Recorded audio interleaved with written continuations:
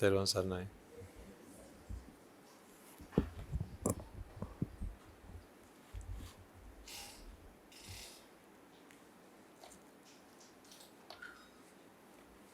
How are you all doing today?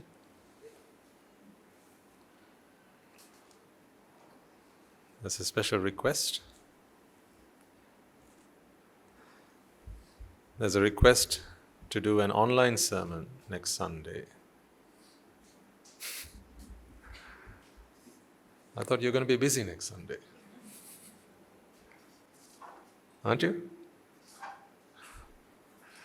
Because you'll be up all Saturday night, won't you? No? Why not? I thought a certain something's going on next week.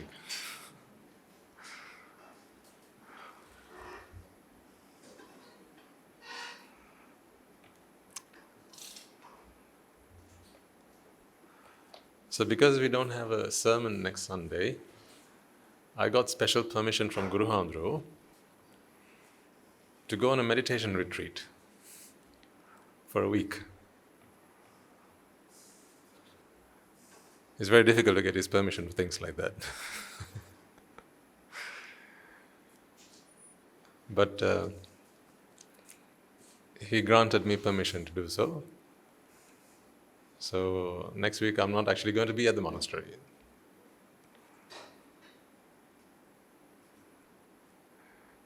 Well, in any case, you have to be celebrating. So I don't want to crash your party.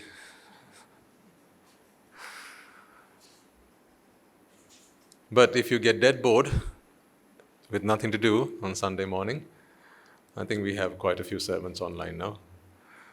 Maybe you could go back and watch one of those. And all the while I'll be meditating somewhere, thinking of you, and wishing you, as well as our next leader, whoever it might turn out to be, as well as the people of our country, the very best of health and wealth and all that good stuff. So if I had been at the monastery, I probably would have done something, but I'm actually not going to be at the monastery next Sunday or throughout the next week. So with your permission then, if that would be okay, next Sunday will be off. Okay. Right. Shall we begin? Excellent. Let's all take a moment then to bring our palms together in veneration of the Noble Triple Gem, to chant the Namaskar, seek refuge, and observe the precepts before we continue with today's proceedings. Namo tassa bhagavato arahato samma sambuddhassa. Namo tassa bhagavato arahato samma sambuddhassa.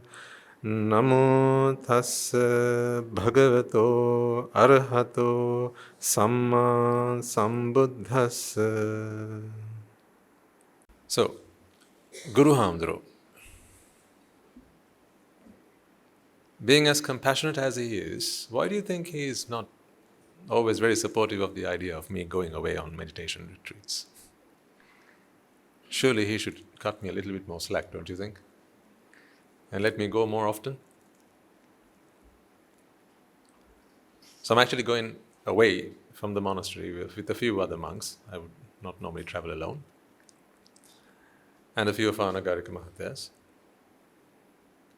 And for the course of that week, we are going to be contemplating. Contemplating what we always contemplate. Contemplating what I'm contemplating on right now.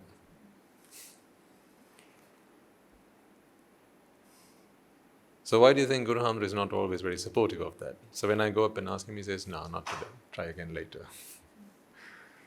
But this week, or that week, next week, because I don't have a Rajagiriya sermon. In fact, I wanted to do it the week that you arrived at the monastery. So that's when I first went and asked him. I said, Guru Andhra, do you mind if I take that week off? Because the Rajagirians are coming to the monastery. I don't need to be there. Then you think you have another thing coming if you don't think you're going to have to be there. You have to be there, he said. He said, they're your people. You have to be there. I said, no, Guru Andhra. I'm here to convince them that they don't need me, they need the Mahasangha. So why should I be there? He said, no, you have to talk to them. I said, all right then. So you scuppered my plans. If my plan had worked out, I would have had 2 weeks of meditation retreat. But no, that didn't work. But thankfully, the country has chosen that they need a new president. See? And out of that, I'm going to get a week off. But a week off from what? That's the thing. So someone came up last week and asked me, Swaminathan, please could you elaborate, help us understand if there's something special that we have to do when we do meditation, because that's what you all asked us to come to the monastery. You sent us to the Valley Malua, right? And then previous to that, we had those discussions. You sat down and you discussed the dhamma to understand what you were going to practice. And then they sent you off into the Valley Malua, right? And then once you were in the Valley Malua, what did you do? Exactly. What did you do?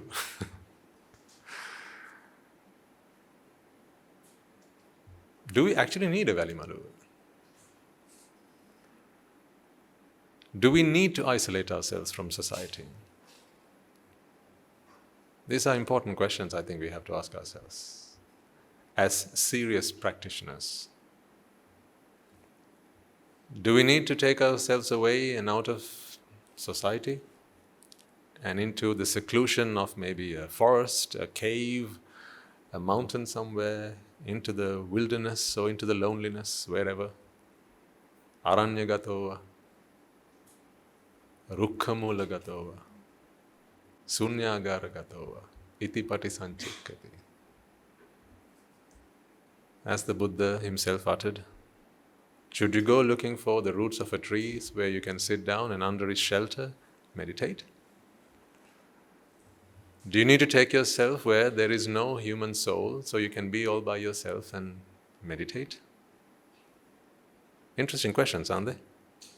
Something worth pondering over. So someone came and asked me last week, Swaminathan, is there actually a difference between contemplation and meditation? What exactly do you want us to do? So when you invite us to the monastery, what do you want us to do? What do you want us to do that we are not already doing here? Is it the same thing? Is it something different? Which goes back to my point about when I asked Guru Andhra, can I take a week out? So normally he says no, but on this occasion, I got my chance. So I'm going to try and help you work that out. Yeah? So you know, as a serious practitioner, or as serious as you can be given of course, the obvious circumstances in which you find yourselves, how much of your time must you isolate and dedicate towards practice, meditation? There's two types of meditation, right? There's meditation, there's actual meditation. When you actually sit down, you have to find your meditation cushion for that. Yes, no other cushion works. It has to be the meditation cushion. It has to be imported as well. And then you have to have the right ambience for it. Maybe some soft music, some people like it that way. Maybe some mood lighting. I don't know, everyone has their own cup of tea. But before we go into all that, I have a little video I want to show you.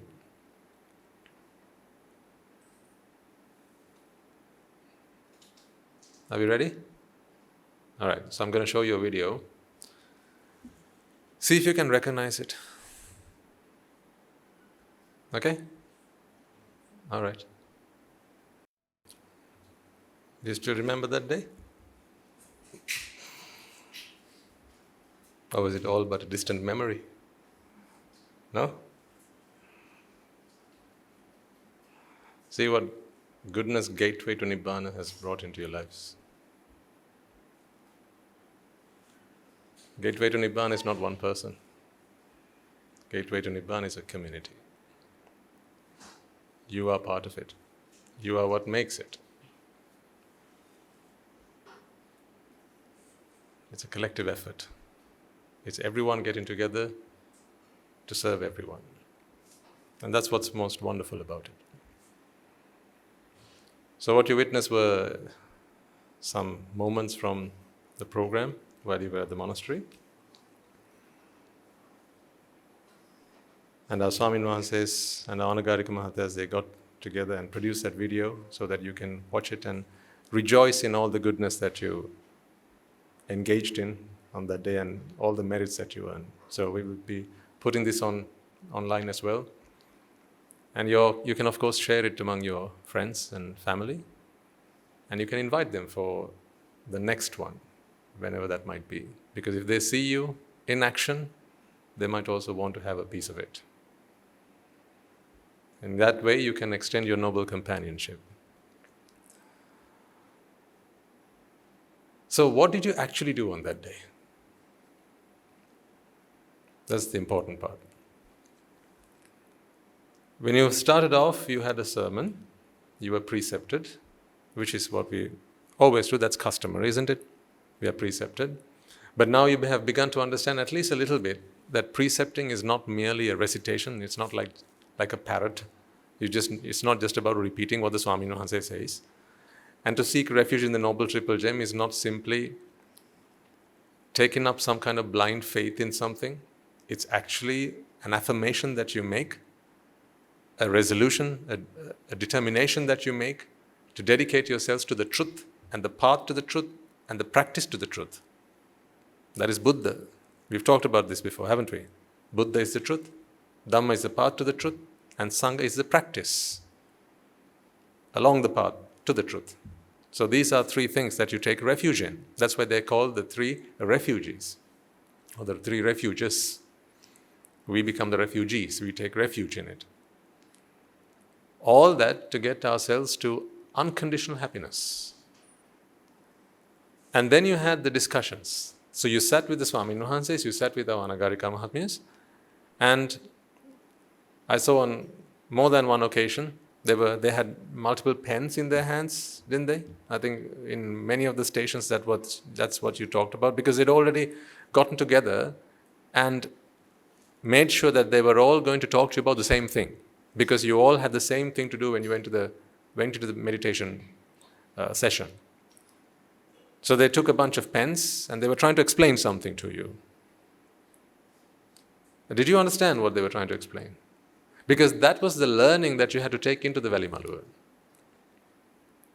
And then when you went into the Valley Maluva, you were walking up and down. Some of you sat down. Some of you had your eyes open. Others had their eyes closed. Others, most of you stayed awake.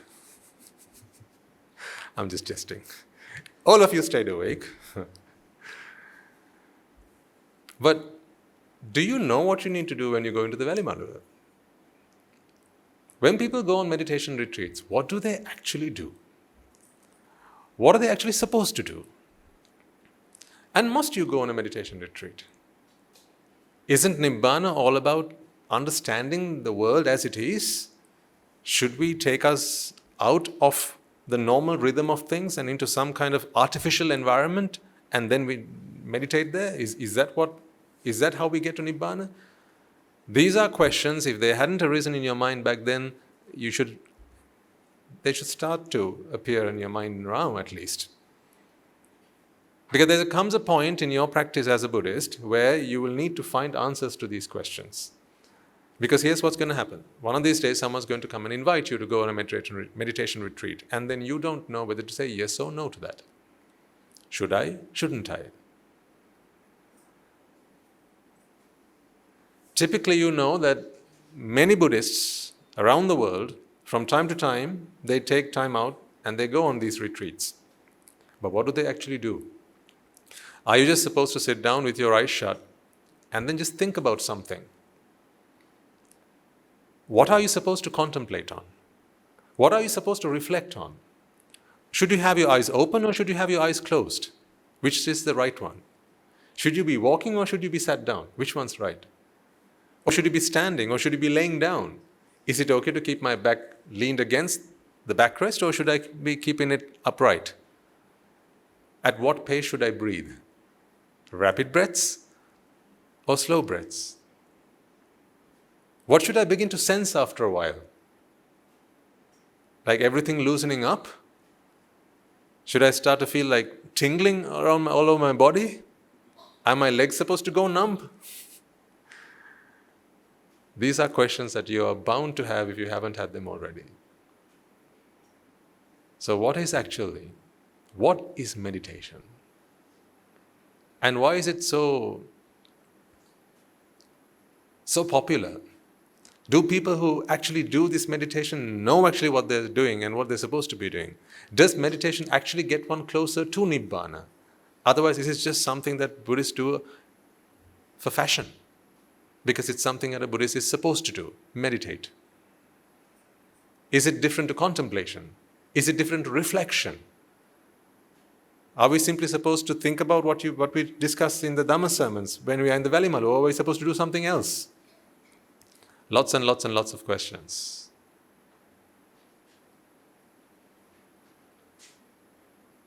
You've been on meditation retreats, besides the ones at the Maharame before. Many of you will have, because it is what you're supposed to do as Buddhists. But what does meditation actually involve? And what does it require you to do? How do you meditate well? What's a good meditation session? What's a bad meditation session? Let's try and work out some answers to this.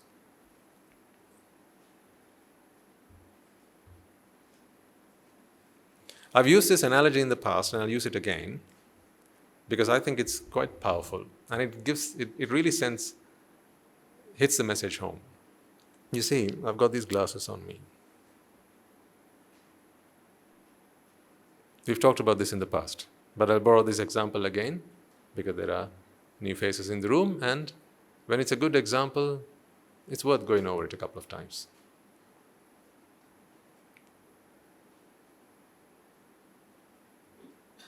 See, without my glasses, I'm looking at you. I'm looking at the world around me. But it appears a bit blurry, especially the faces at the back.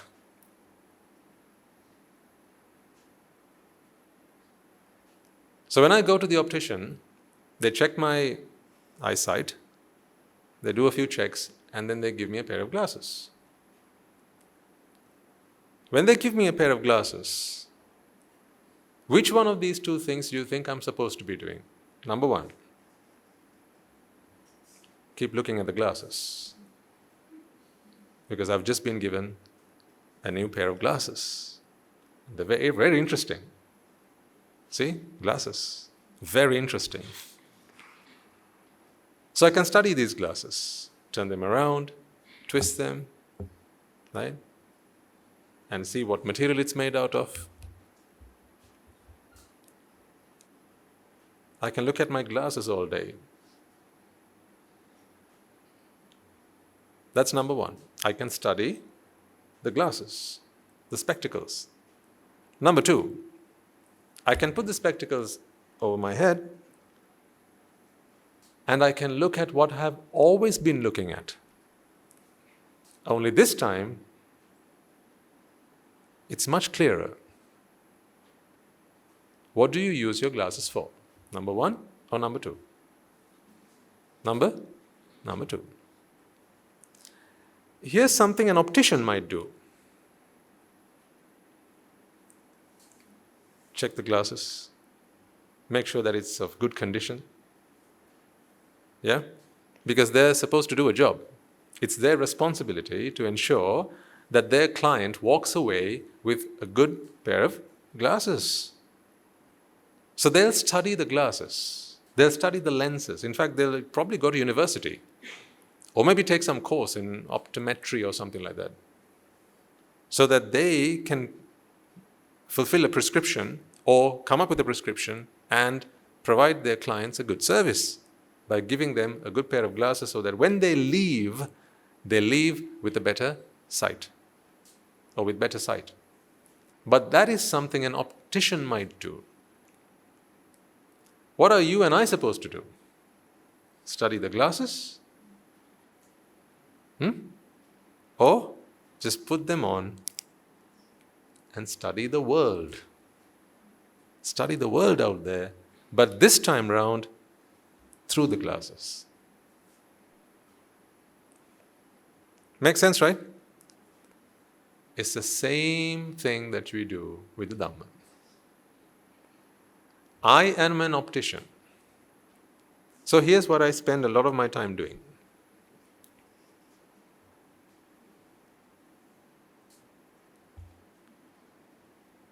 Studying the glasses. That's what I'm going to be doing next week.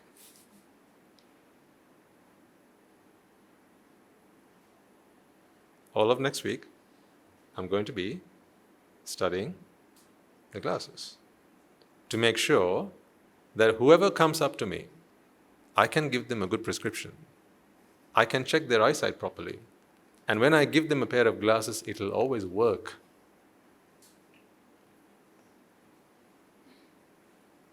Here's what I expect you to do. Well, one of two things. Either become an optician. Nothing would make me happier. Any takers? Because there's always a shortage of opticians, I tell you. Always. Because many opticians keep resigning. That's what they tell us. Few retire, but many resign. What a pity. But at our monastery, we have quite a few trainee opticians. We train them. Every week we bring a couple of them here. You bump into them, right, once in a while. But here's what we want you to do. These glasses, which we painstakingly, very carefully, very meticulously, having conducted the test, the experiments, the eye tests, and having asked you to read that board with the numbers, is there a name for that thing? Some technical name for it? The screen? No? Okay. Any opticians in the house? Besides me? Any wannabe opticians in the house? So here's what you're supposed to do. Just put them on and look at the world, as you've always been doing. But why did you go to the optician in the first place? Because your eyesight was blurry. Either you couldn't see what was near or what was far, or things were out of shape. Right? Things seemed a bit funny, and you were bumping into things, you were walking into things, right? You were treading on people's toes, and then that bothered you, that annoyed you, it annoyed the other person more than it did you, right? All sorts of things were just going wrong with your life. And so one fine day you thought, I should go to the optician. And so you have come to the optician. Now do you see the difference between these two things? I'm going on a retreat so I can make sure that I can do my job properly, the job of an optician. For my own sake, I just need to wear a pair of glasses and do what I always do, which is live. What did you do before you went to the optician? Live. After? Live. Live. Just live. But live seeing clearly, knowing clearly, having understood what's in front of you. So that is why this time round, when you arrived at the monastery, and before you walked into the Valley Maluva, we had those sessions. You sat down with an optician.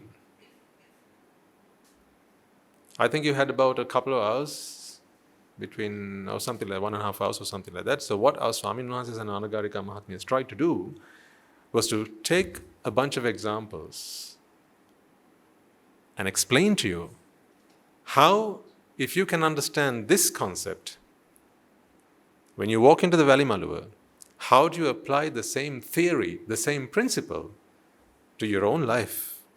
But here's one thing we know for certain. You are not going to be able to live in the Valley Maluva because you're going to have to go back home. I don't believe that you can become Buddhas or Arahants for that matter by coming into the monastery once in a while. Like every few months you come to the monastery, you spend some time in the Valley Maluva, you can hardly become Arahants that way. But if you can take what you have learned there and the practice that you got back into your own lives, into your households, into your families, into your work life, that's where the magic is going to happen. So why the Valley Maluva at all then? I don't know if you remember, I've said this to you in the past. Environment is everything. You know, what we do in the Valley Maluva, ladies and gentlemen, is actually what we call target practice. Any good soldier worth his salt would have had plenty of practice before they give him the real gun and set him out to the battlefield. Because otherwise, what if you're holding it the wrong way around? And then you pull the trigger. What we do when we send you to the Valley Maluva is, having listened to what the doctrine is, now give yourself some practice, but in that environment. Why is the environment so important? Would be a good question to ask at this point. Let me answer that this way. You know, when you were younger, you couldn't walk. None of us could. Right? We were just toddlers. We crawled on the floor, couldn't get ourselves on our feet. What happened then? An adult who had learned to walk, they walked up to us, they gave their hand, they extended their arm, and then we held on to that, and we just about managed to get up on our feet, didn't we? And then they would have let us go. What happened immediately afterwards? You fell. Of course, that's what happens. But we didn't give up. The moment you fell, what the adult did again was help us up on our feet again. So again they gave us their hand, they lent us an arm, and we held on to it and stood ourselves up. And then they let go again, and we fell again. This kept on happening repeatedly. Until one fine day, what happened? You got up and you stayed up. See, just think about this for a second, folks. When you're initially getting that training, finding your feet, so to speak, learning the ropes, you need an environment that is highly conducive to that project, to that task. The Valley Maluva is just that. It's where you get practice. It's like the nets. Anyone familiar with cricket? You go into the nets to get your practice. But you don't get a trophy for playing well in the net, do you? You don't get a trophy for that. So you don't get any points, no brownie points, no trophies, no medals for meditating well in the Valley Maluva. No. Because that is the artificial environment. Not for a monk, but for anyone for that matter. You think I'm a monk and you're a layperson. Ultimately, we are both just chittas, aren't we? We're both just minds. So the rules of the game are no different to me as they are to you, and vice versa. So what is real environment for you? What is life for you? What is actual nature for you is what is for me as well. So it is no good for me to simply be good at meditating in the Valley Maluva, or under a tree, or in a cave somewhere, or in a mountain somewhere, or just about anywhere, if when I come out into the open, when I walk out, when I see people, when I see the birds fly up in the air, when the wind blows against me, when I feel when I feel the ground under my feet, if at those moments I fail, I don't know what to do in those moments. If I don't know what to do in those moments, then that practice time in the Valley Maluva has not really done me any good at all. Let's be honest. The Buddha was the Buddha, full stop. He was not just the Buddha under the Bodhi tree. It's not like he attained enlightenment and then he stood up and all of a sudden he was like, let me sit back down again. You'd be surprised. There was one day I listened to a sermon from someone, and here's a funny story they told me. They didn't think it was funny, but I really thought it was funny. They said that apparently it was the Buddha's habit to always start off a sermon, and then as it starts to go into the middle of the night, he would summon Venerable Sariputta or some other monk, and they would ask them to continue the sermon from where he had stopped. So this was something someone told me. And then I asked him, but why does the Buddha do that? You know the answer I got? They said, that's because if the Buddha ever passed away while he was doing anything other than in meditation, he'd be born again. So the Buddha had to make sure that whenever he had the opportunity, he would take himself away and isolate himself from society, take himself into his kuti, and not engage in sermons or doing any of that sort, and just put himself back into a deep state of meditation. Because that is the way that a Buddha has to pass away so that they are not born again. At that point, if I believed that story, I would have lost all faith in the Buddha. For nothing more than this reason. What reason? How dare he ask Sariputta Thera to come and take that for him? I mean, if it's bad for the Buddha to not be in a state of meditation all the time, then should it not be the same for Sariputta Thera? Then why would he do that? Where's his compassion then? Right? So I just couldn't buy that story. So I thought it was funny. But there are schools of thought. There are some people who believe that that is the case. That you have to always be in this some kind of jhanic state, some kind of meditative state, a state where your thoughts are only focused on one thing, single-pointedness. That's why there's a lot of practice going on around the world to try and focus people's meditation on their breath, for instance. Or maybe there's someone makes a sound, and your target is to focus on that sound, to try and shut off all of that other noise that's going on in your head. Because here's the problem. People don't have the philosophy that helps them become timeless. Because people don't have that philosophy, when they start thinking about something, they start thinking about the past of it, the future of it. And so people start getting embroiled in a story. And with the past, of course, comes grief. With the future always comes fear. We talked about this, right? When we were talking about time the other day, timeless freedom. But because people don't understand how to be free and independent of time, and that's because they don't have a philosophy that helps them do that, what people try and do is shut out the entire world outside and just try and focus their thoughts on one object. That's why you will see many meditation schools where they will try and get you to focus on one thing, something, whatever that something might be. It might be a sound. There are some schools of thought, some meditation schools where they'll play some music. And your task is to just focus on that music and nothing else. So if your mind starts wandering, they'll say, bring it back, and bring it back to the music. There'll be some schools of thought, and some meditation schools, they'll ask you to focus on some part of your body, maybe your breathing. And that is why breathing is very popular, because it is something that happens naturally.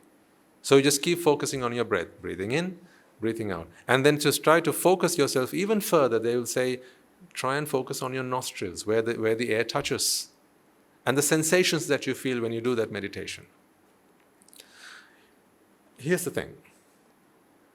I have nothing against that. I have nothing against that form of meditation. That is a form of meditation. But here's my problem with that. I cannot see for the life of me how that can help you or anyone free themselves from attachment. If attachment is the cause of suffering, as the Buddha said himself, the second noble truth of suffering, attachment, tanha, causes suffering.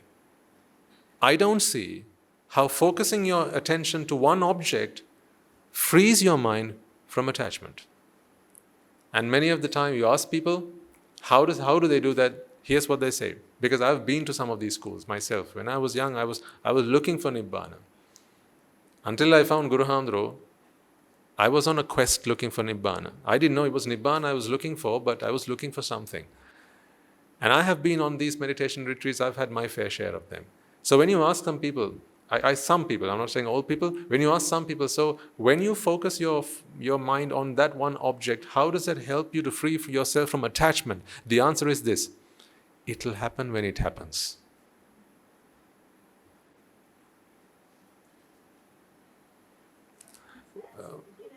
Yes.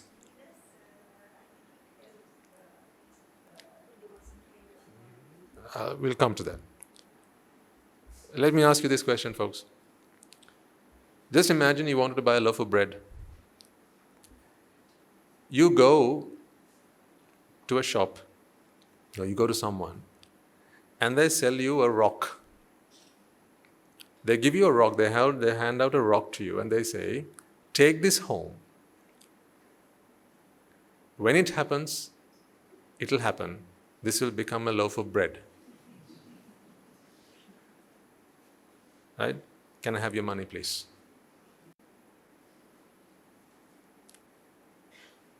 Miracles do happen. Right? I'm not entirely against that.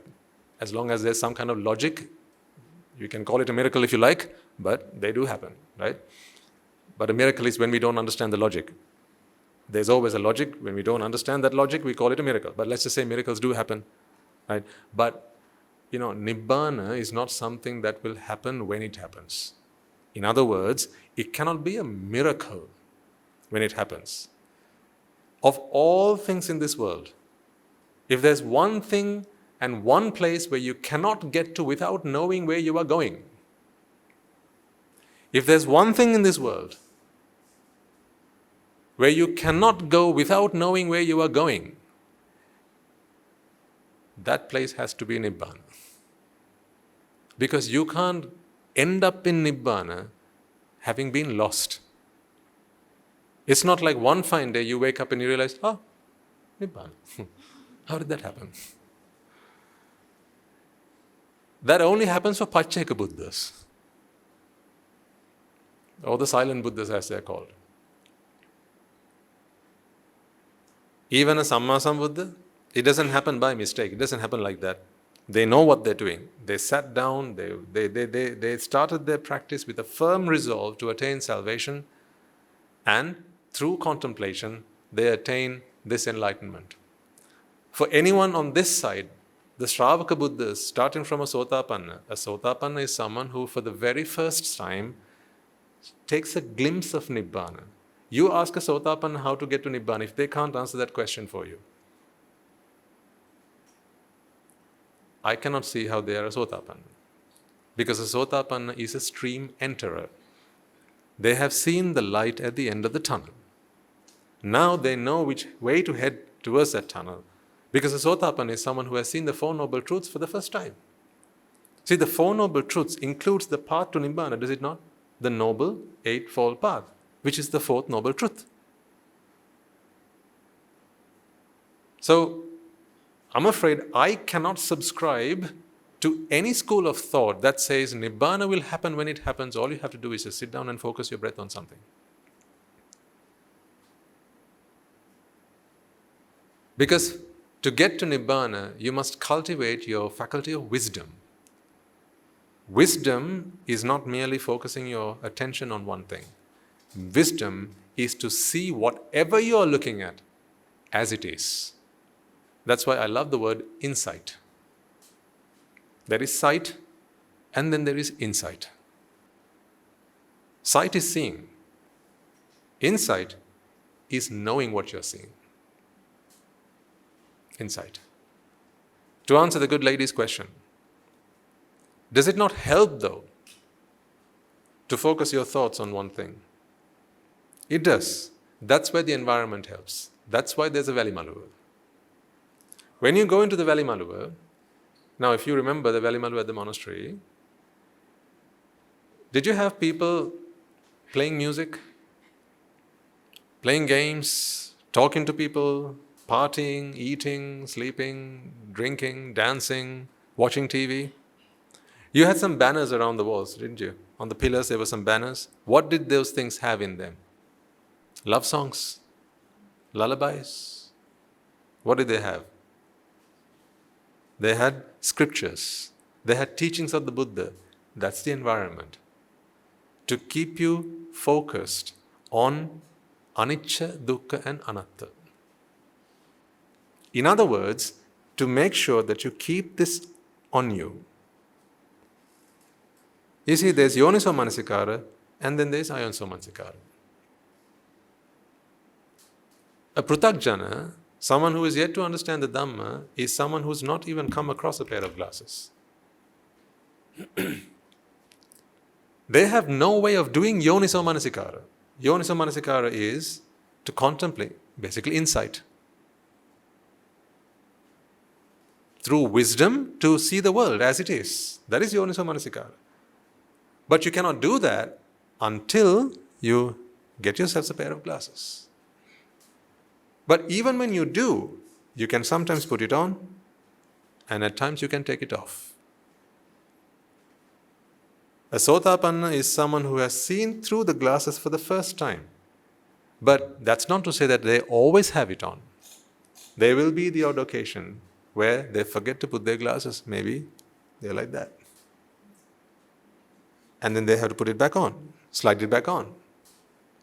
That's why a teacher's assistance is incredibly important. Now, you may have heard that for a sotapanna, there is such a thing called that a sotapanna is parapratyarahita. In other words, they don't need assistance. They don't need, well, it's not assistance really. They don't need, they're not entirely reliant. Support helps, but they don't have to have a teacher with them. Why is that? Well, because they have the glasses. Once you've been to the optician, you get yourselves a pair of glasses and then you bring it home. You don't bring the optician home with you, do you? Unless, of course, you're married to one. Then you don't bring the optician home with you. You only bring the glasses with you. You don't need the optician there to remind you to put your glasses on. But it helps if they were there all the time. But you don't need them. You don't have to have them. All agree with what I'm saying? You don't have to have them. But it helps if there's someone there to remind you to put your glasses on. Now you have to begin to understand why it is that I chose the life of a monk.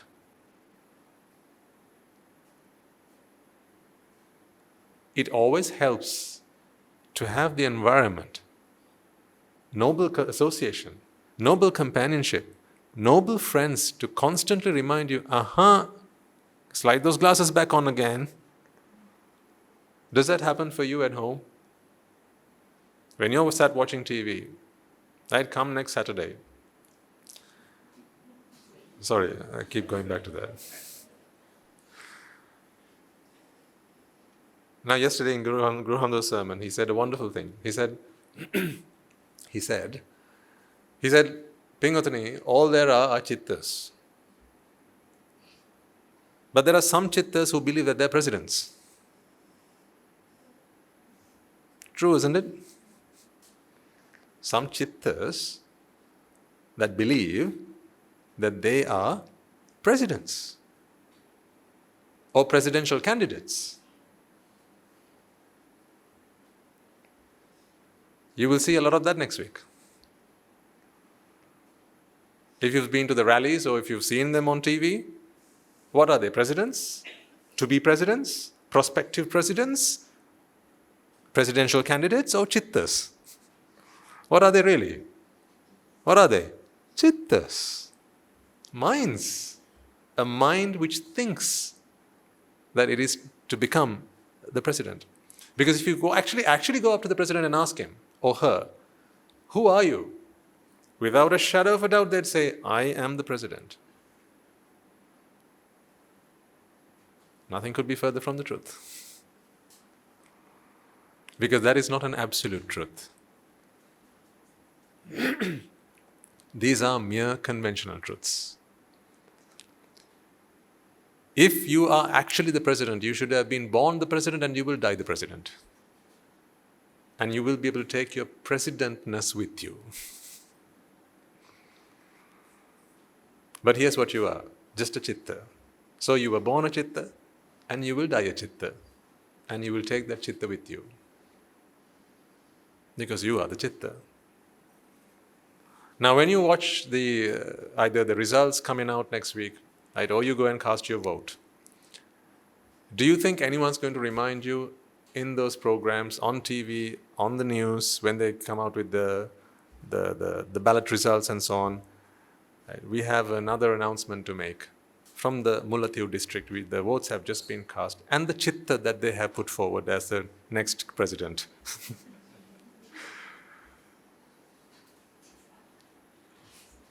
The chitta that has got the most number of votes. Are they going to say that? No, they're going to say the candidate that has got the most number of votes, or the party that has got the most number of votes, and they're going to give you something. These are all two-dimensional truths, meaning they never remind you to put the glasses on.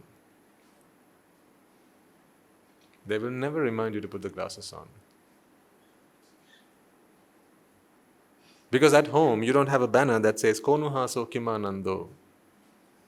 Nicham pajjalati sati, andhakarena onadda, padipanna gavissata.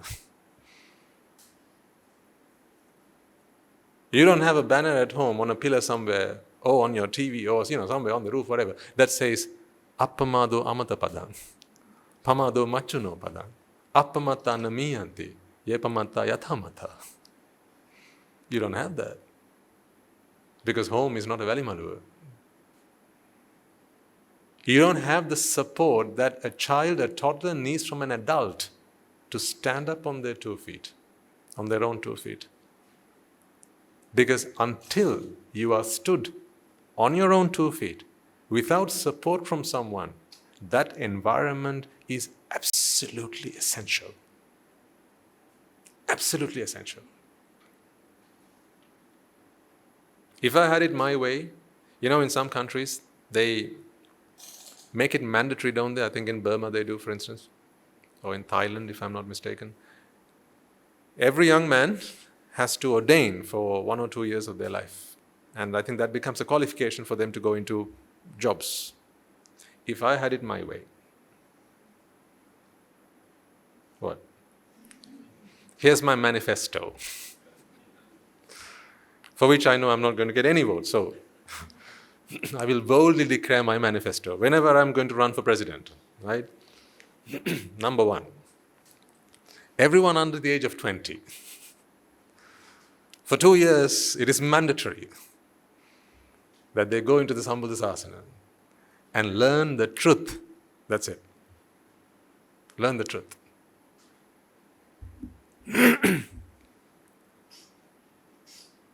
I believe that is mandatory. For whose sake? For the country's sake? For whose sake? For whose sake, ladies and gentlemen? For your own sake. For their own sake. I mean, if there's a teaching that helps one to be free of suffering, and it's free, why not? Why not, I say?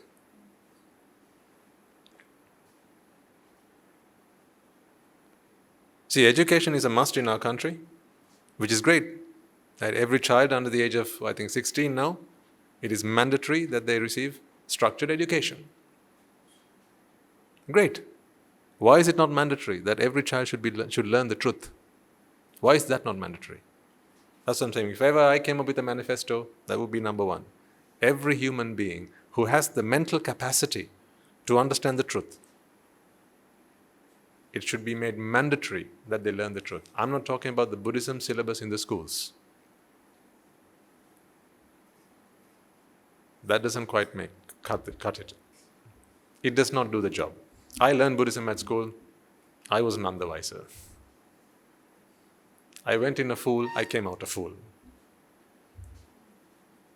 I knew a thing or two about the world, but I didn't know the first thing about how to free myself from suffering.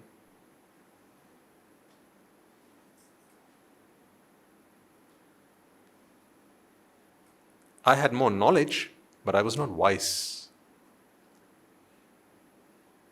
See, knowledge is about understanding other people and the world around. Wisdom is about understanding oneself. How many young children do you think walk out of a school having gained wisdom? If they do, they cannot cry. They won't cry. If they do, they won't get into fights. Which wise man ever attacked another? Tell me. Does a wise man ever attack another human being? Even in retaliation? Do they? Because what does wisdom teach you? Whatever you do, you shall reap. Whatever you sow, you shall reap. I mean, you don't need the Tripitaka for that. Read the Bible. What one reaps, he shall sow. Or rather, what one sows, he shall reap. What you give is what you get. So if you're being attacked right now, then you must know that you're being attacked because you attacked. Only a fool would attack again. Just think about it, ladies and gentlemen. Don't you agree with me? Unanimously, wouldn't you agree with me? If you understood that you're only attacked today because you attacked, who in their wise mind would retaliate? Who would attack again, knowing that this attack is only coming because you attacked in the first place? Makes no sense, right? But even the most educated people, they fight. They get into brawls. They have altercations. They argue. They attack. They kill. They murder. A man runs away with another man's wife. And you look at what their qualifications are. They've got PhDs, they've got MSCs, they've got BSCs, they've got the lot. But he runs away with another man's wife. What has education done for them? They have become more knowledgeable, not wise. Wisdom is what helps one free oneself from suffering, not knowledge. Knowledge may be able to teach you the consequences, but wisdom helps you not to get yourself into those situations in the first place where you have to suffer the consequences. See, knowledge is about learning the four great hells. I can teach you about the four great hells and you will become knowledgeable. Now and then you will be able to tell me about everything in the four great hells, how hot it is, right, how rough it is, and all the punishments that you get when you go to the four great hells. That is knowledge. Wisdom will help you stay away from it. You can learn everything there is about the four great hells and you'll still go there. Only a Sotapanna doesn't go there. And guess what? A Sotapanna need not even learn about the four great hells. Ye dhamma hetu pabhava, te sang hetu tathagato aha. Te sanchayo nirodho, evang vadi maha samano. These were the stanzas that were uttered first by Asajithera to Upatissa, and then later on by Upatissa to his good friend Kolita, who went on to become the great elders Sariputta and Mahamoggallana. These were the stanzas that were uttered. Where is it in there you find the four great hells? If a man is very wise, if they have intellectual capacity, actually, you know what? You don't really need to talk to them about the four great hells. If they're really wise, you don't really need to talk to them about the four great hells. Because it is not for fear of the four great hells one becomes a Sotapanna. That might excite them with that prospect. That might be an incentive for them. But to become a Sotapanna, what you need to understand is the first noble truth. That is, what you sense within you is merely a perception of self. That comes with an understanding of anicca, dukkha and anatta. So, let's go back to the meditation part. From time to time, you're beginning to practice as Buddhists, and people are going to find out. That's why I always say, keep it hush hush as much as you possibly can. Don't start marketing and advertising and propagating and promoting that you are a practicing Buddhist. And it's going to get difficult for you if you do that. If you want to do that, take this jump. Otherwise, if you're going to stay in your lay lives, here's what's going to happen. The moment you snaz, excuse me, tell me if this hasn't happened to you in your life. If you're in and among a group of people and you start sneezing or coughing, doesn't everyone around you become a doctor?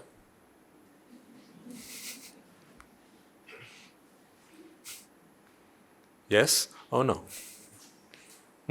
What do they start asking you? Ooh, how long?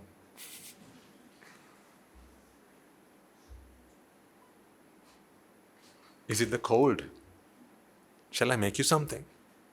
Have you had anything? You've been to the doctor? I've tried this really nice thing I have at home. I take it whenever I have a cough. And before you know it, right, they make your home a pharmacy. I mean, people only do it out of love and compassion, and we rejoice in that. Right? That's all good and well. My point is this, though. Whenever people find out that you have a cough, a cold, or a runny nose, right, everyone around you becomes a doctor. The same thing happens whenever people find out that you want to attain Nibbāna,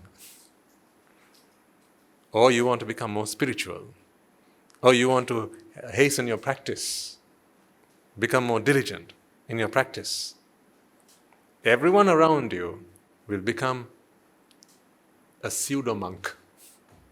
They'll start giving you teachings. They'll start sharing with you passages and links and videos and scripts, and they'll start giving you advice on the Satara Satipatthana. They will. When they themselves have not got their stuff in order at home, right, they're still womanizing. They've got other partners. They're cheating, but they'll come and give you the gospel. They will. And here's the worst part of that. Once they've given it to you, they'll come and check whether you're doing it. They will. They'll ask you, did you try that thing I told you last week? Soon enough, you're going to lose a friend. Because now you have to do certain things to keep them happy. But it's not what you want to do because you're already on a path. But you can't say no to them because that will hurt their feelings. And then you find yourselves on the horns of a dilemma. So, the best piece of advice I can give you, it's not just you. If ever I find myself traveling to other temples, those days we used to do a lot of traveling and preaching. Even in those days, right, whenever you come across another Swami Nuhanse or even a devotee, they would come up to you and they would share with you what they think is the right thing to do. There have been quite a few occasions where people have come up to me and they've said, what Guru Hamdara is preaching is wrong. It's not right. See, I can show you here, here, here, and here that what he's preaching is wrong, so you'd better stop doing that and come and ordain with us. On one occasion, I even got an offer to go to the UK and settle down there and look after a temple.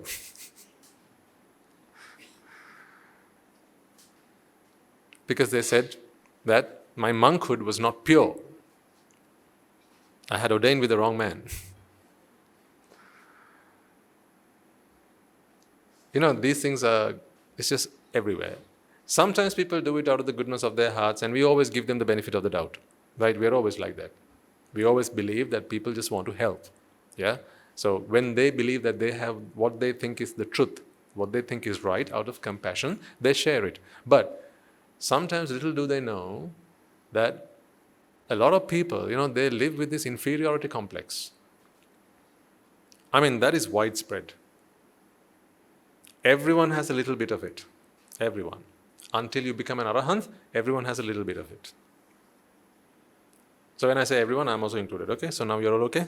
Right? No hard feelings? Right, thank you. Everyone has a little bit of it. Some don't know how to curb those emotions.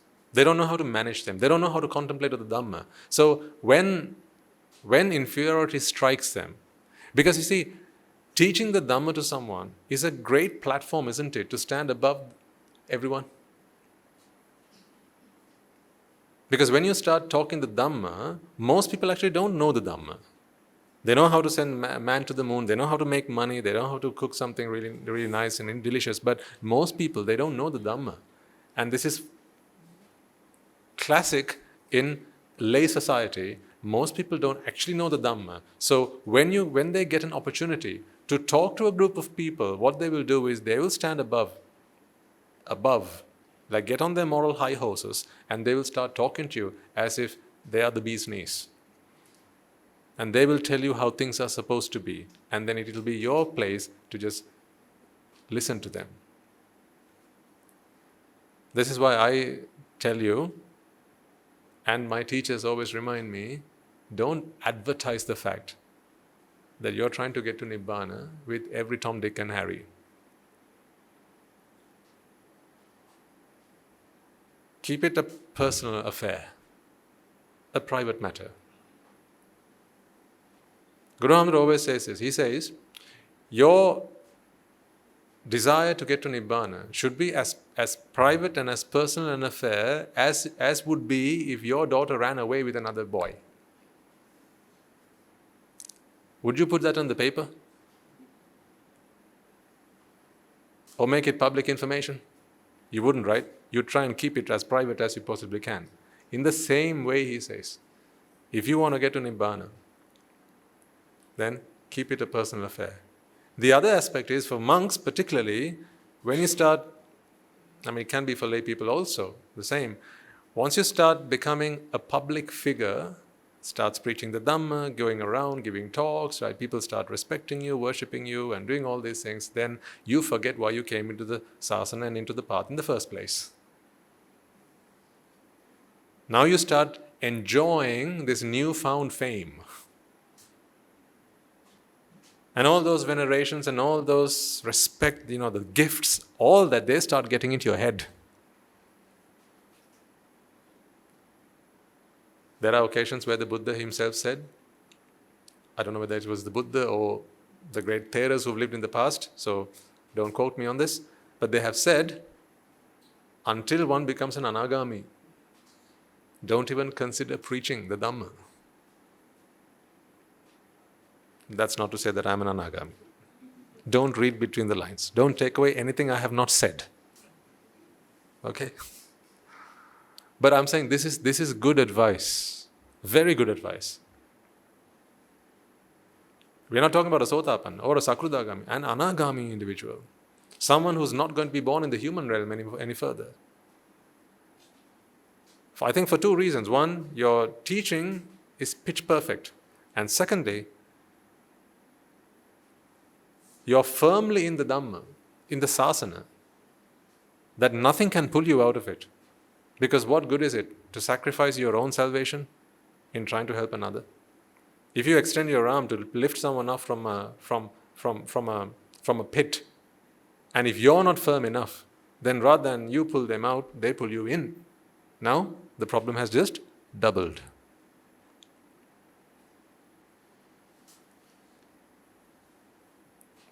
Perhaps for my misfortunes, I have seen many who have actually gone the wrong path on this. They started off both as monks as well as lay people, who came into the sasana, started the Dhamma for the right reasons, but later down the line, they got lost.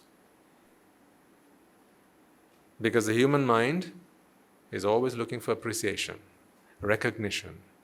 And whenever it starts coming from all corners, it thrives in that. Don't you feel happy when someone appreciates you? That's a malady. It's a disease of the mind. If you feel happy when someone appreciates you, that is a disease of the mind.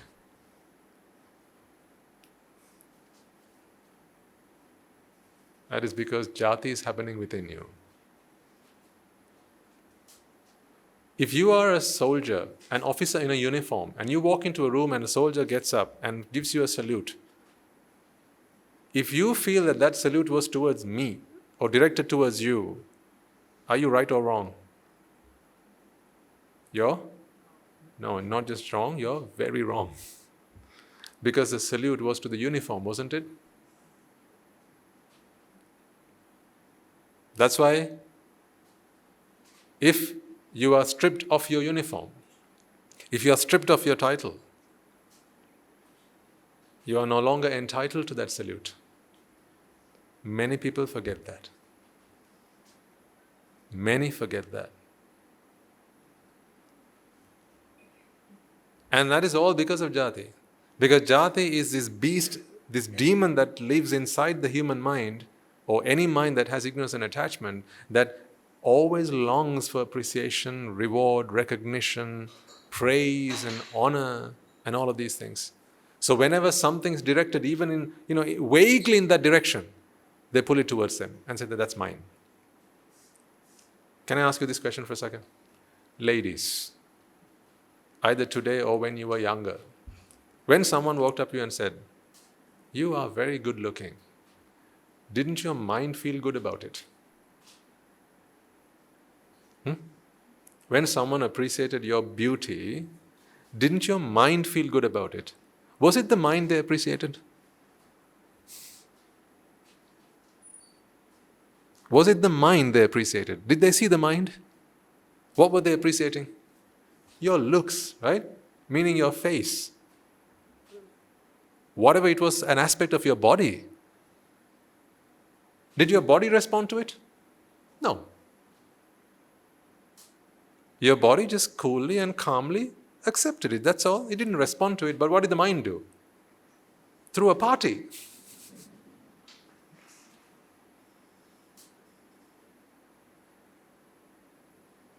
See, the mind is a thief. Don't you agree? Even if the compliment is vaguely in that direction, it's just blowing in the wind. What the mind does is it pulls it towards itself. No, that's for me. If someone said, "Wow, you've got nice, lovely hair," what did the mind do? "Oh, really? Thank you."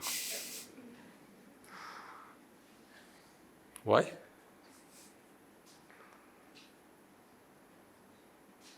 When someone says, "I really like your makeup, I really like your hair, I really like that dress," what does the mind do? Feels happy, doesn't it? Is it the mind they're appreciating? But here's what the mind does. Because of ignorance, it personifies. It thinks that this is me. This is my body. So this is my body. Any compliment directed towards the body is a compliment that is made to me. And the same goes for insults. If someone says, "You're ugly," how does the mind feel? How does it respond? Goes into shock. And then anger, jealousy. See, these are all mental reactions to a compliment or an insult that was made to the body. What's the connection?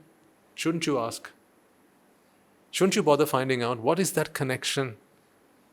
When the mind and body are very two different and distinct things, you know this.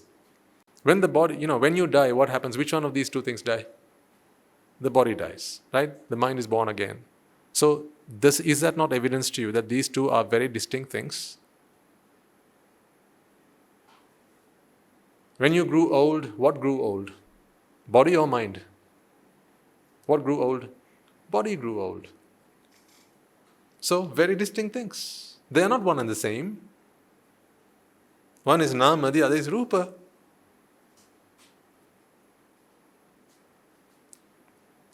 But when you're in and among ignoble association, asatpurusha sevana, when you're there, there's no one to remind you about any of this. There's no one to tell you, put those glasses on. Most people out there, they haven't even heard of the glasses. They don't know about these classes. So they're just blindly staring at the world, not knowing what they're looking at. They're looking at something, they just don't know what they're looking at. That is the difference between someone who has understood the Dhamma and someone who has not yet understood the Dhamma. People who have not understood the Dhamma, they're looking at something. They don't know what they're looking at. Once you have understood the Dhamma, you are looking at the same thing. It's not any different anymore, but now you know what you're looking at. That's why I say that is not just sight, but insight. You need to go into the Valimaluva to practice insight, not sight. You don't need any practice for sight. It's perfectly fine if you want to focus on breath. No problem. I can teach you how to focus on your breath and do anicca dukkha anatta and get to wisdom. Let me share with you just a little tip. We'll talk about this at great length another day. A lot of people, their practice of focusing on breath meditation is simply to close their eyes and just experience the physical sensation of air passing through the nasal passage, up and down. Right? Sometimes it's how fast they breathe. It's how full their lungs feel. It's the size of the breath, the volume of the breath. Sometimes it's where the breath touches, the nostrils, the lips, and so on. That's simply trying to bring your attention to one object.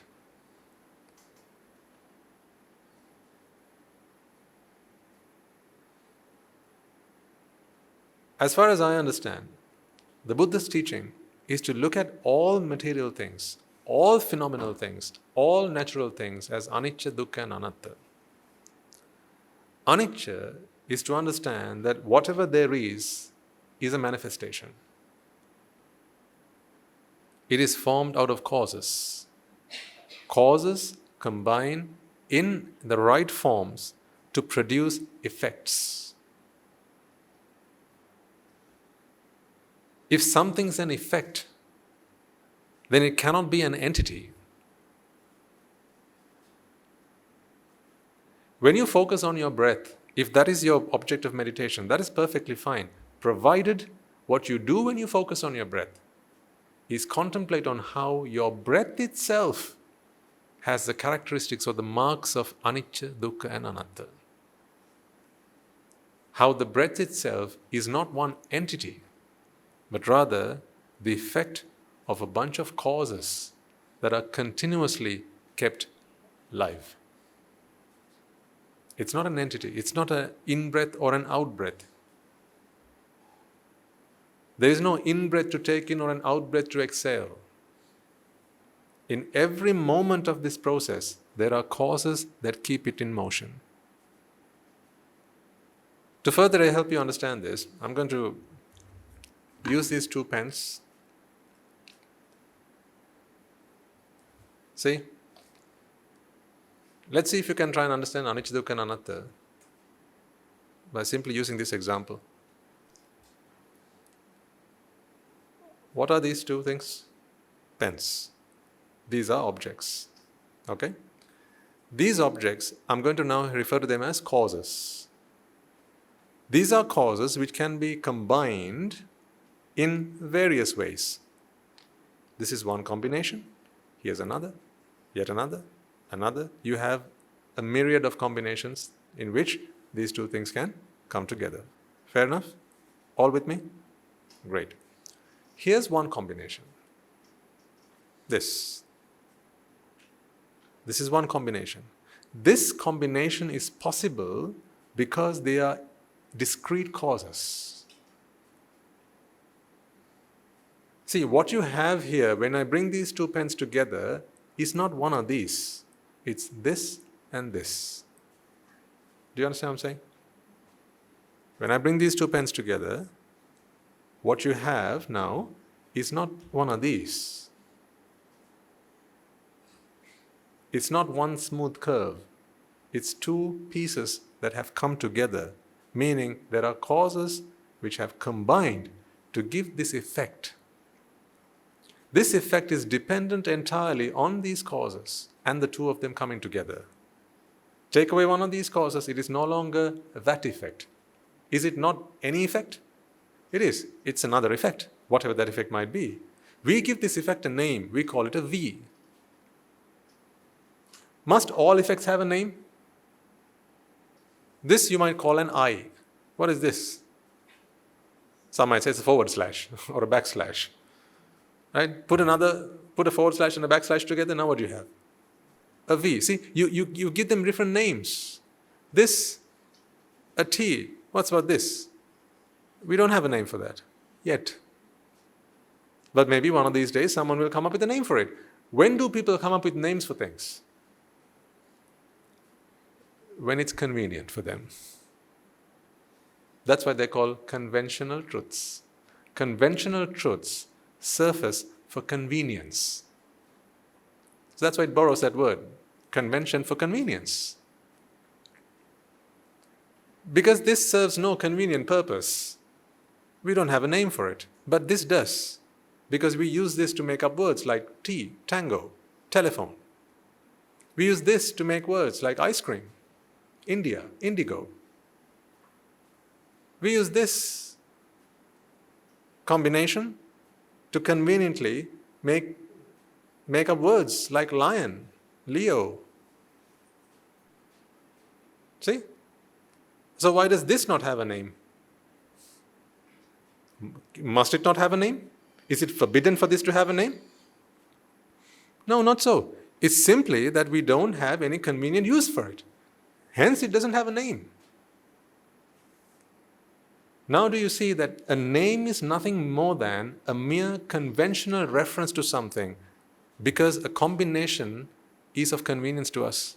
It's just something we use. That's when things get names. When things are no longer of use to us, they don't take a name anymore. Because a name is merely a convention, it's what we assign to something, because we don't have to keep calling it this. See, if this didn't have a name, and you wanted one of these, what would you have to say? That would be that would be a paragraph on its own, wouldn't it? This is a T, but you can call it a T because you've given it the name T. But just imagine if this letter didn't have a name.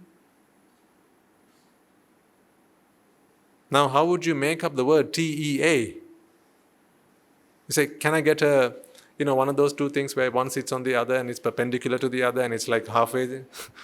I mean, by the time you've said that, you've already given a paragraph. So you give it a name, T. What for? What's the magic word? Convenience. Hence, convention. Convention is always for convenience. Why do we have road rules?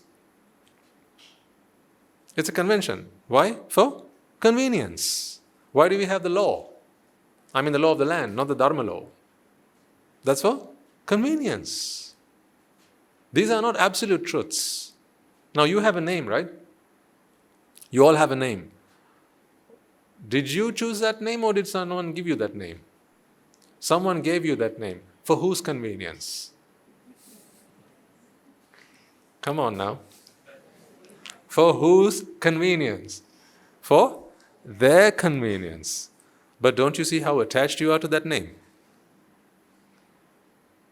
If anyone were to be attached, it should be those who gave it to you, right? But then they start using nicknames as well. But don't you see how attached you are to your name?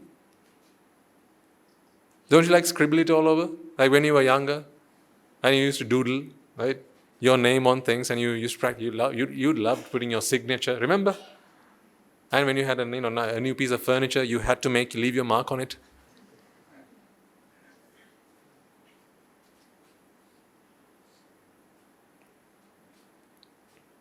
And then if there was someone that caught your attention, someone of the opposite sex, typically, right? Then you find your initial, their initial. Right? Many scribblings have happened in your lifetime, haven't they? Sigiriya is full of those. You have your own Sigiriya at home, I'm sure, or at school. See, a name was given to you for someone else's convenience, but today it has become part of your existence. Your very core, it is something that is so important to you. I'll tell you why. You forgot that it was something they gave you for convenience. And you thought that was a defining characteristic of your very being. How wrong you are. What's my name? You have a name. Someone gave it to me. I was named twice.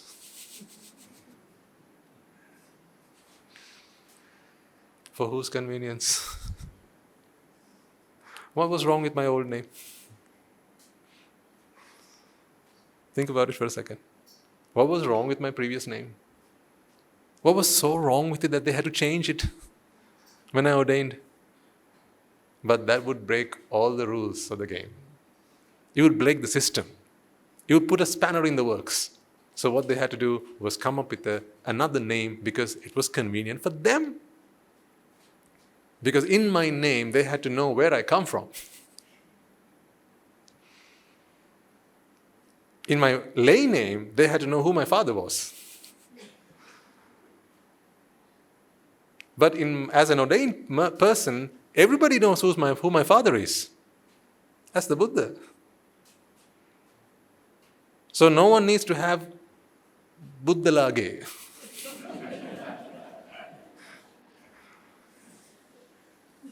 You don't need that. But I had to have Mudhyanse lage.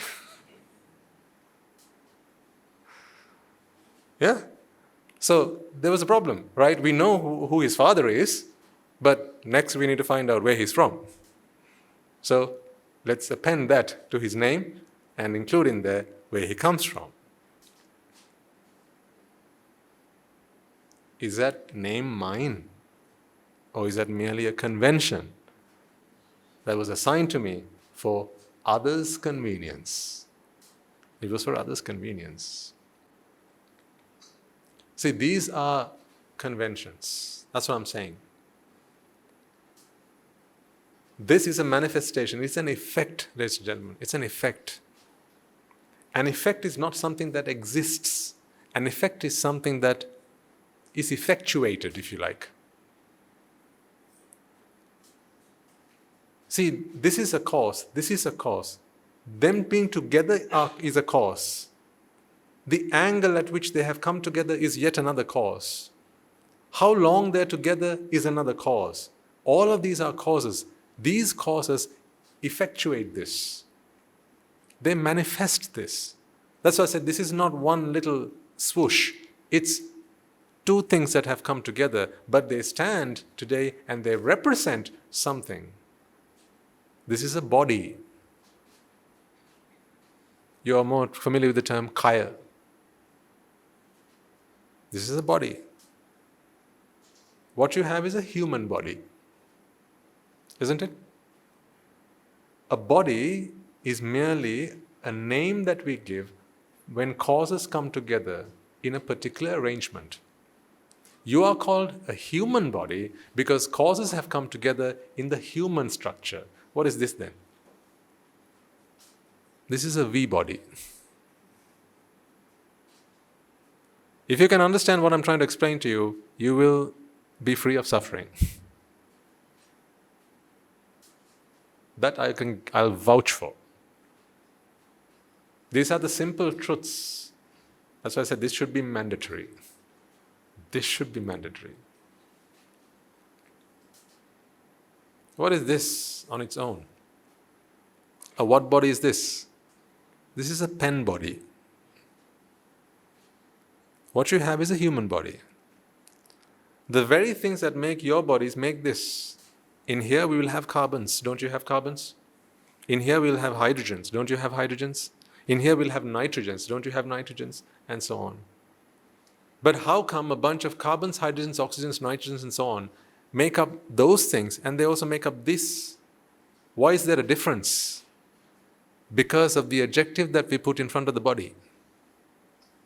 Human is the structure, the DNA if you like, the blueprint if you like, according to which causes were brought together. This is a different blueprint. This blueprint is called a pen. And according to that blueprint, causes were brought together. And voila, you have a pen body. What's this then? Is this not a body? What is a body again? Has it got to be human? No, what is a body? It's a collection of causes. A body is a collection of causes. So whenever you hear the word kaya, now start thinking about what kaya anupassana is. We'll talk about these things, just hang in there. Don't worry.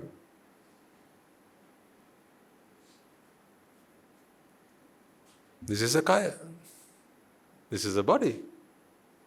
You can call it body anupassana if you want. An ocean is a body of water. A tank is a body of water. What is the earth? Or the land? It's a body of soil. That's what it is.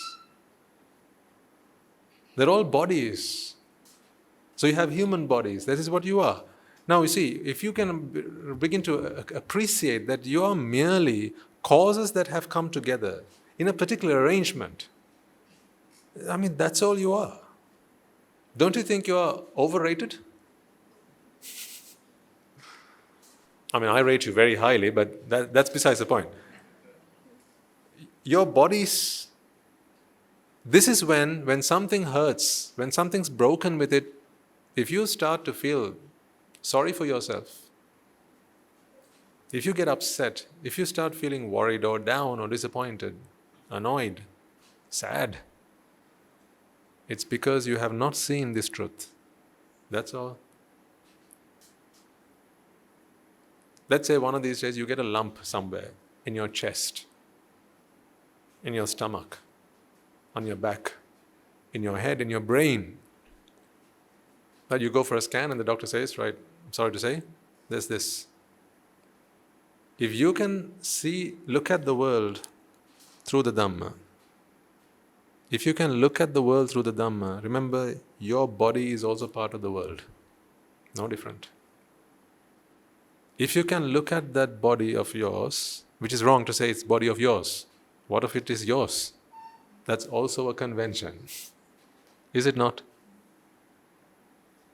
This is my body, that's your body, so we have rules. We have the law set in place that I must keep my distance from you. Otherwise people fight. That's why. They encroach on personal space, all of this, it's all nonsense. I tell you, it's all nonsense. How much space does a chitta need? How much space does a chitta need? How big is a chitta? This big? No, what's about this personal space then? That's the thing. These are all conventions. We need to understand conventions for what they are. If we start making them our absolute realities, then we fall into the trap of feeling anger, resentment, greed, jealousy, all these negative emotions start flooding into our minds. We become victims of our own ignorance. No one else is to blame for this. That's why you insult an arahant and try and actually insult them. Get them hurt if you can by insulting Lakuntaka Maharati and Maharata and Vahanse. It was the shortest Maharata and Vahanse. People used to walk up to him and insult him.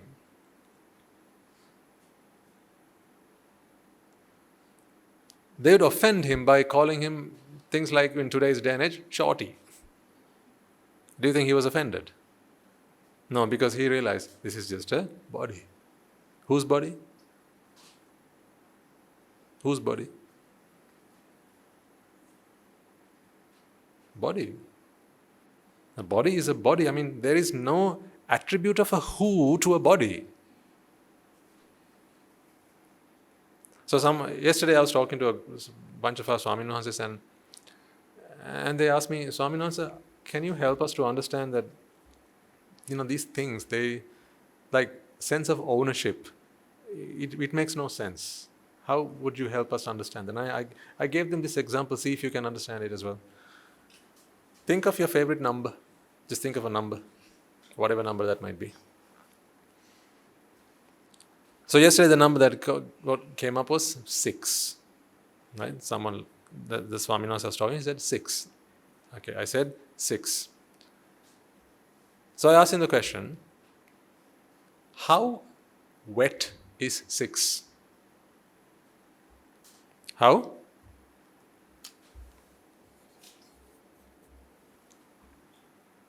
How wet is 6? Or, if you want, how dry is 6?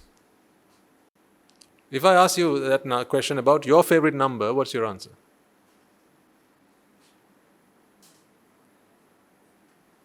Anyone went for the 1? 1? Anyone? 2? Favorite number? 3? I should have said single digits. Now I have to go until... Right, we had a 3 in the room. Right? Okay. How wet is 3? 10? How dry is 10? Why are you perplexed? Why are you looking at me like, did you eat something funny today, Swaminatha? It's because you understand that these are not attributes that relate in any way to numerals. We can't talk about the dryness or wetness of a number. Yes? Right. Whose body is this? Please try and see the connection. Okay, I'll help you make that connection. In just the same way, you can't talk about the dryness or the wetness of a number, which is absurd to even consider whether a 6 is dry or wet, because these are not characteristics. I mean, you could ask whether water was wet. You can say, well, yeah, water is wet, that's why it's water. Is the floor wet? Yes, so it's dry. You could say that. Are the clothes wet? Yes or no. Right? Is a bar of soap wet? Yes, no. You can give answers to that. But is a number wet? Makes no sense. It's bonkers, right, to ask a question like that. Now, in the same way, a body is merely a collection of things that have come together. Whose is it?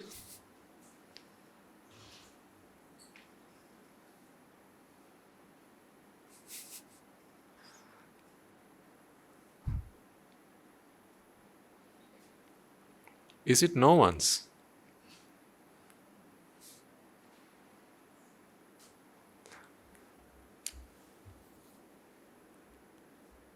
Is 6 wet? Are you going to tell me, no, Swaminatha, it's not wet? Think carefully before you answer. When I ask you, is this number wet? Are you going to tell me either, yes, it's wet, or no, it's not wet? Which of these two answers are you going to give me? 1? If you say it's a 1, give me a show of hands. Yes, Swaminatha, it's wet. No one, good. No, Swaminatha, it's not wet. Anyone in the room who's going to give me that answer? Very good. There's no one who's going to give me that answer. Why? Can you talk about whether 6 is wet or not wet? Because if you answer 6 is not wet, does it not imply that wetness is a characteristic of 6? It's just not wet right now. Isn't that the implication? Yeah? Okay, again, whose body is that? Is it yours or is it nobody's? Is it yours or is it not yours? The question is flawed. You cannot talk about an ownership of a body, just the same as you cannot talk about the wetness, the presence or the absence of this characteristic of a number, because a number has nothing to do with hydration, whether it's wet or not. Because it is not something that relates to this. I can ask you this question, is 6 greater or larger than 5? Now you can give me an answer. Can 6 be added to 5? Yes. Do you know how to add it? Yes. See, these are things you can answer. Can you count 6 on your 2 hands? Yes. See, these are questions to which we can actually have a discussion, have a Q&A. But I ask you, is 6 wet? You would be wrong to say both yes and no. Why would you be wrong to say no?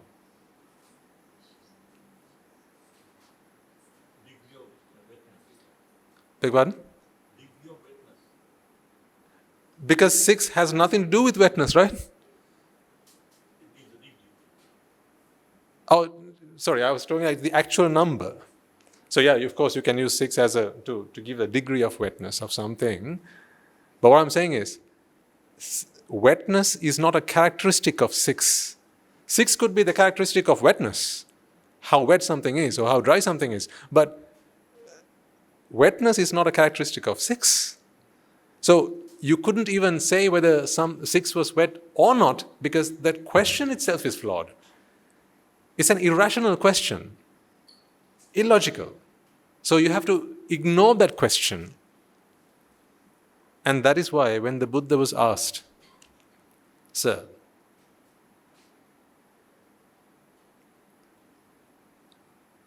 whose is this self?" Self? People went and asked that question. Sir, there's a self, there's an Atma. Right? All the Atmavadis, they went and talked to the Buddha. They were the Atmavadis and the Anatmavadis. People who believed in a self and people who said that no, the self does not exist. Now you're thinking, well, isn't that what the Buddha's teaching was?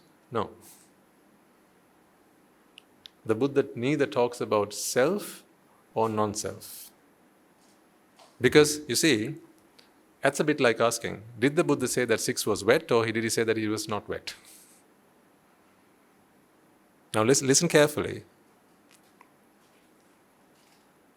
There will be all sorts of answers going on in your head. Try and listen. If you went to the Buddha, put the Buddha to aside, let's go and ask Newton.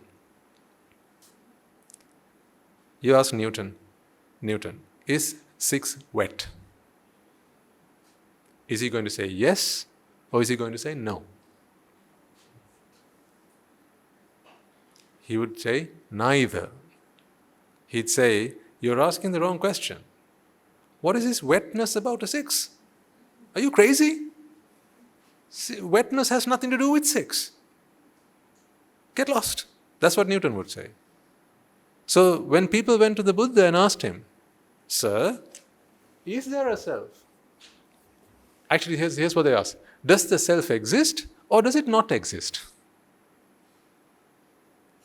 Does the self exist or does the self not exist? And the Buddha said, you're asking the wrong question. Because there is no such thing called a self.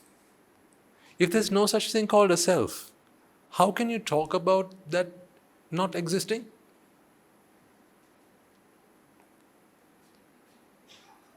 Do you remember? Did you watch that? You watched that talk a little while ago. The little boy, one of our noble Hartians, he was talking about a chair, and he was saying, well, if you say that there is no chair, that implies that there is a chair to not be here right now.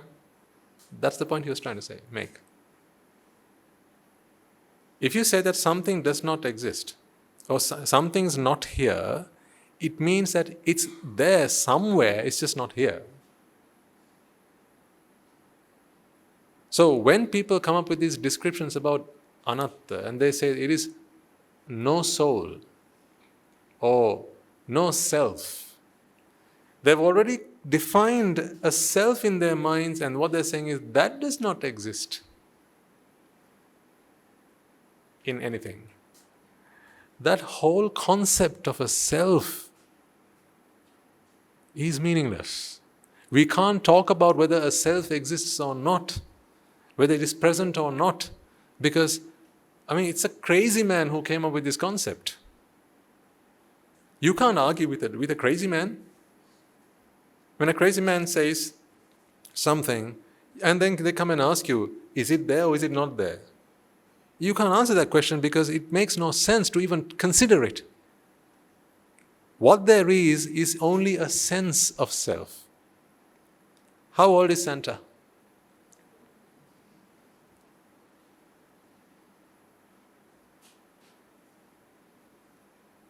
How old is Santa?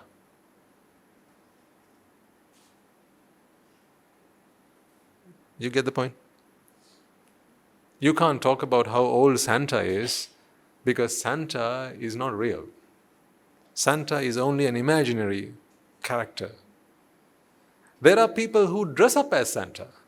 And then you can say that Santa, this Santa, that Santa, the Santa in our home village, that Santa in the shopping mall, right? That Santa is this age, you can say, but that is only the dress-up Santa. What about the real Santa? What about the real Santa? How old is the real Santa? Huh? Is there a real Santa to tell me how old they are? Is there? No. So the question itself is flawed, which is exactly why. When people went up to the Buddha and asked, Sir, this self, is it in the Rupa? Is it in the Vedana? Is it in the Sanya? Is it in the Sankara? Is it in the Vijnana? The 5 aggregates they'd heard about. Is it in any of these things? And the Buddha says, you're asking the wrong question. He did not say, please bear in mind, he did not say that the self is not in the Rupa. He never said that. He never said that the self is not in the Vedana or the Sanya or the Sankara or the Vijnana because he said, I don't define a self. You come up to me with this imaginary concept in your mind and you're asking me whether it's in here, here, here or here. It's only a fragment of your own imagination. How could you ask me to locate it in any rupa or tell you that it is either here or not here? It makes no sense. Because what you're going to do the next time is come up with something else and then ask the same question. Today you come and ask me about a self. Tomorrow you'll come and ask me about some other concept that you've invented in your own mind and then ask me whether it's in the Rupa or the Vedana or the Sanya or the Sankara or the Vijnana. But here's what the Buddha did say in response to that question. You are asking this question because you don't understand what Rupa is. If you understood exactly what Rupa is, you wouldn't be asking me whether there's a self or there is no self in a Rupa, because if you understood what a number was, would you ask the question whether it was wet or not wet? So someone who comes up to you and asks, is 6 wet? Do they understand what 6 is? Someone who comes to you and asks you, is 6 not wet? Do they understand what 6 is? Neither of these two individuals have understood that 6 is merely a number. If they had, they wouldn't have asked you that question. Because those are not questions that relate in any way to numbers. But you can ask the question, is 6 bigger than 5? Greater than 5? Is it less than 7? These are questions that are valid. But these questions are invalid. The Buddha never answered invalid questions. Here's what he did. He pointed out that they were invalid questions. And the wise who sat there asked another question in return. They asked, Venerable Sir, if you're telling us that that is an invalid question, what is the valid question? What question should I be asking? And then the Buddha replied, ask me, what are the causes that manifest this sense of self, or this self you're talking about? How does 6 come into being? What are the causes that produce 6? Ask me that. And then they ask the question, so what causes 6? When you add 1 to 5, you get 6. That's what he said. When there's bhava, now you have jati. Because bhava is causative of jati. See, that's what I'm saying, folks. Is this a V in absolute terms, or is this a V merely as a conventional truth? Which one is it? It's merely a convention, because you actually don't have a V here, see?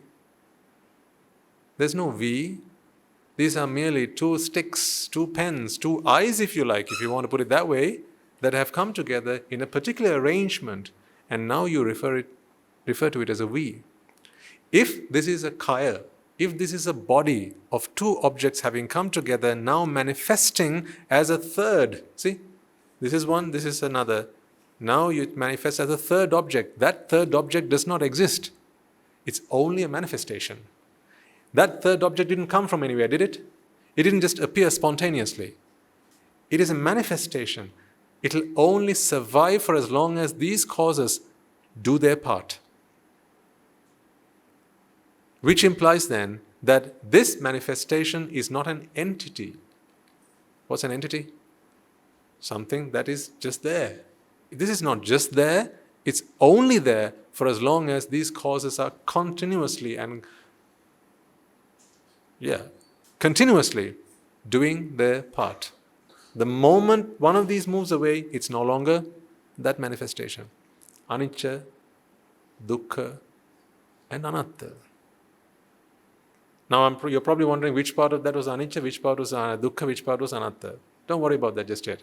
I need to understand the concept. You don't worry about those terms. Because once again, the terms are also what? Conventions. All terms are conventions. So do you see, when someone comes up to us and say, no, it's not anicca, it's anitya. What do you say, sir? It matters not.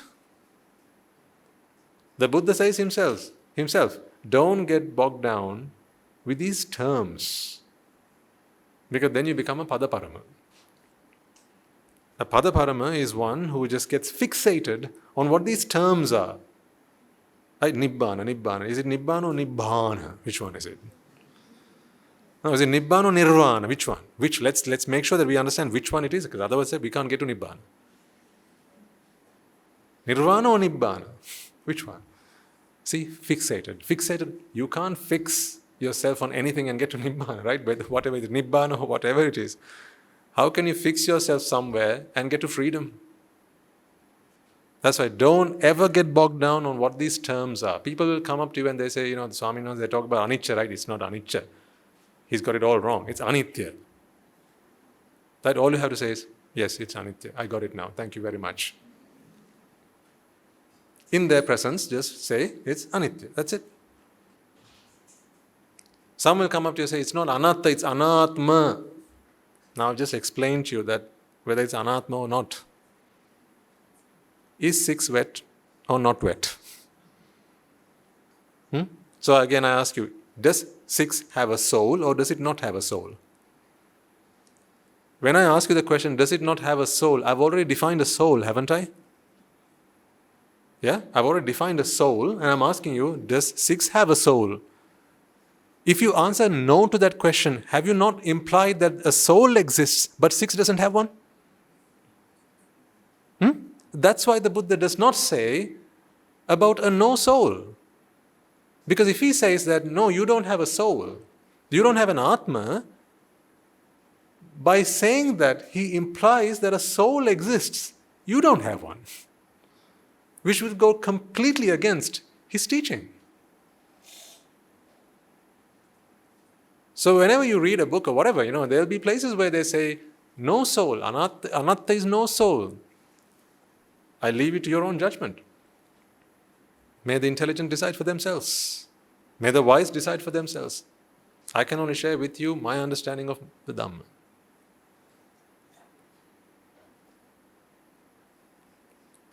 So when you go into the Velimalua, these are the concepts that you brush over. Check whether your understanding is fine. Go through it, top to bottom, bottom to top, and then find out, but wait, these two things don't add up. What Swami Maharaj said that day, and then he said the other day, I can't make the two of them. They don't tally. Right, okay, point it down.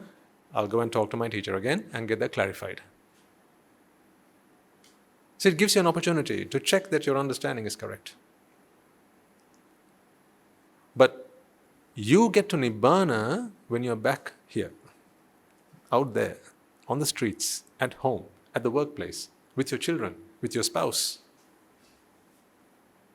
When the fire of raga begins to ignite within you, that's the time to put on your glasses. Now you're in the battlefield. Who ever won a war in the training grounds? Do you think has a war ever been won in the training grounds, or was it actually only won in the battlefield? See, a war is won in the battlefield. So if you have a war that you want to win, if there's an enemy that you want to conquer, and if those enemies are raga, dvesha and moha, then fight them in their own game. Fight them at their own game. When raga strikes, that's the time to attack it. When dvesha strikes, that's the time to attack it. When moha strikes, that's the time to attack it. So attack it. But before you attack, you have to sharpen your weapons. You have to get yourselves trained up in the art of using weapons. How do you maneuver your weapons? That is what you go for training in the Valimalur. And if you're not sure how to handle it, how to wield your sword, then go to your teacher. If when you go into the Valimalur, you pick up your weapon and the moment you pick it up, it drops on the floor again. You pick it up again and the moment you do one or twice, move it here and there once or twice, you drop the weapon again. Now you realize, I think I'm probably holding it the wrong way. I might not have mastered the technique yet. So what do? You go back to your teacher. You sit down with them. You ask them, so how do I hold this weapon so that it doesn't fall all the time? I keep wielding this and it just keeps falling. And which hand should I hold my shield in? Which hand should I hold my sword in? If you're not sure, ask your teacher. And then you get some instructions. Then you go back into the Valimalur again. See if you can try it. See if it works for you. And then when you feel you're ready, what should you do? Step outside the Valimalur. Now do you see why Guru Handro does not let me go to the Valimalur or go on a meditation retreat all the time? He wants me to get to Nibbāna, to fight my demons with raga, desha and moha. He says, let them come to you. Fear not, my child, he says to me. I have taught you well. You have your weapons. You have had plenty of practice. Now fight your demons. Let raga come. You fight. If ever you struggle, you come back and tell me, and I will teach you. When dvesha comes, fight. When moha comes, fight. So it's in the battlefield we win the war. So then you might ask this question, finally. Why then do monks live in monasteries? Shouldn't just they be living out here, there, everywhere? Why don't they just come and live among us? Why don't they just reintegrate within the community? Why should they isolate themselves and live in a close-knit, in a close community of monks? Because you're not talking about arahants, are you? We're all still training. That's why. The day I become an arahant, I don't need to be confined to the monastery. I'm still training. So while I'm training, I have to be with my teacher. While I'm training, I have to be among soldiers who are training. Does that not make sense? That's what I do. So this is a monk in training. Can't you see the elbow? I'm a monk in training. Once I have mastered it, like Shifu, once I've mastered it, and I no longer need a teacher, then I'll be out there doing my kung fu. Then I don't need to be at the monastery. Then I don't need to go on meditation retreats.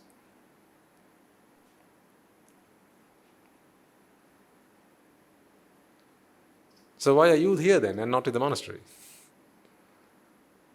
Well, you must have already achieved what I'm trying to achieve then.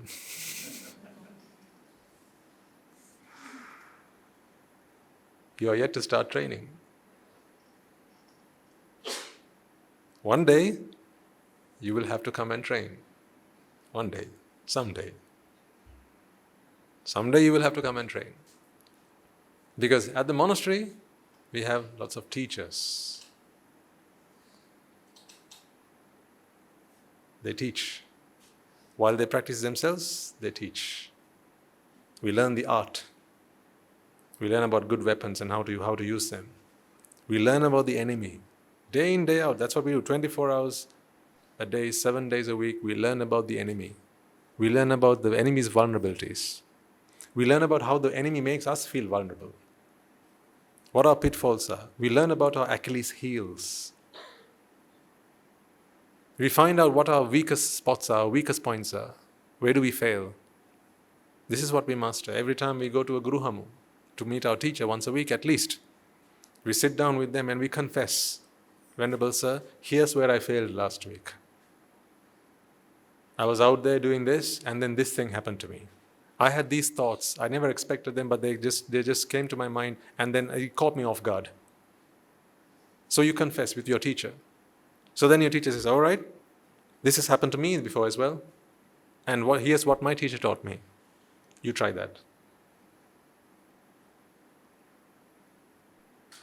That's what we do. That's what we do as monks.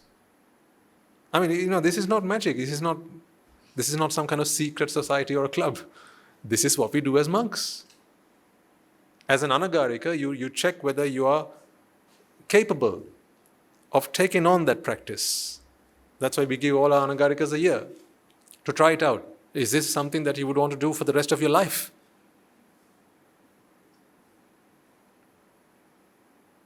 That's what we do. Some stay, others leave. Because some feel, yep, this is exactly what I want to do. A year in from then, they still feel, yep, this is exactly what I want to do. Fine, stay with us then. And let's practice. Let's train.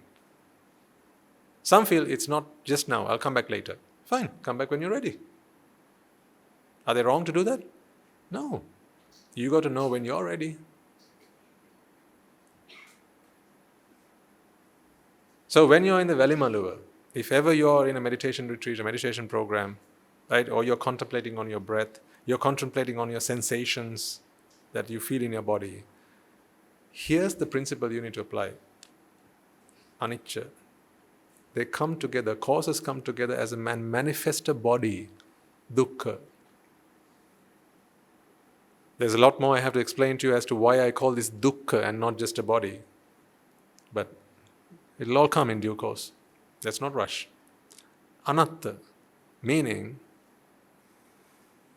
that what you have here is not an entity. The Buddha speaks of anatta because ignorant minds identify themselves as atta. Ignorant minds identify themselves as a self, just like you feel you're a self, you're an identity. So the Buddha has to be there to say, no, it's not a self. What you have are causes, discrete causes. They have come together and combined as a manifestation, as a body. So why do you identify this as a self, as an entity, as something that is fixed, rather than something that is created by causes coming together? Anatta.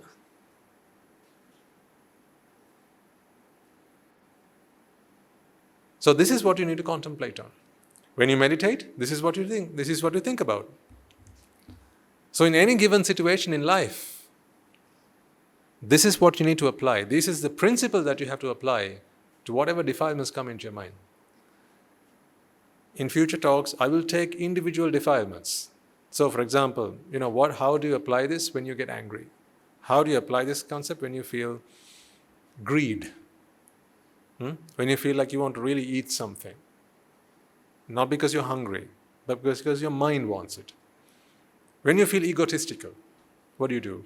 When you feel that you are belittled, when someone has undermined you, when you feel that you're inferior to someone or superior to someone, what do you do in those situations? How do you apply anicca, dukkha, and anatta to those situations so that you can come out unscathed? Because this is the war, this is battle. This is the battle against your own demons, your own defilements. Win that battle, and you won every battle there is to win. Lose that battle, and you've not won any battle at all. It might sometimes feel that education is a battle. So you try to win that battle, right? You start off going to school, and then you do your degree, you do your master's, you do your PhD, and then you die. What do you do again? Start again. Have you actually won that battle? Have you actually won that battle? No. If you win the battle against raga, dvesha and moha, it's as if you have won all battles. If you lose that battle, but win every other battle, it's as if you have won no battle at all. That's why we always say, there's only one fight that's worth fighting. There's only one war that is worth fighting. And that is the one against yourself. Right, let's leave it there for today. I do have a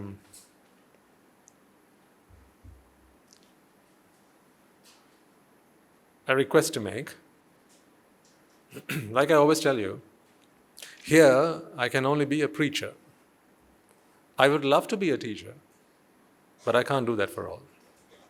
Because I'm only one person, right? And I have only one mouth, so I can only speak so much. I know that you're all so keen on attaining Nibbana, and that's why you come here regularly, and now you want to start to apply what you learn here into your own lives and solve your issues and problems and challenges, which is exactly what I want from you. Because otherwise, I'm just coming here and giving talks and nothing's happening, nothing doing, right? So what's the point? I feel very happy when I know that you're actually trying to apply these principles into your own lives and to try and come out of the predicaments that you find yourselves in. The challenge is this, though, and I apologize for this, that is, it is virtually impossible for me to create the environment for that here. Meaning, here.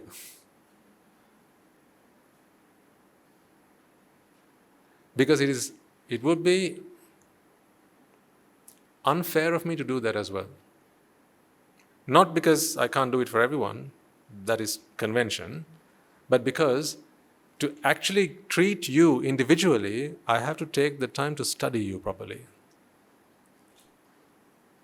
I have seen plenty of times where people just casually give out dhamma advice and instructions to people, and they take it as, the gospel truth, and then they take that away to practice, and then people get lost.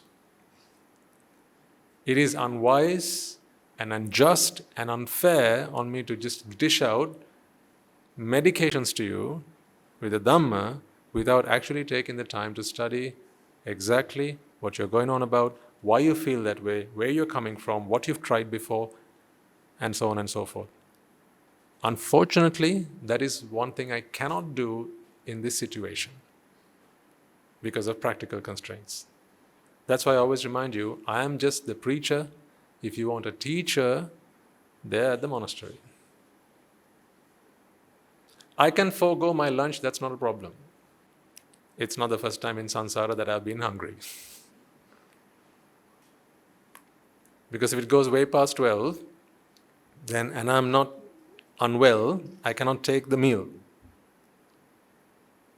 But most of the time I get away with it because something or the other is always wrong with this human body, right? But that's not the main point here. The point here being, sometimes when you come up and you ask specific questions, I know why you ask me, because you really want to do this, and about that I respect you, right? I salute you. I remember how I was when I was starting out on this, and I was simply a lay person.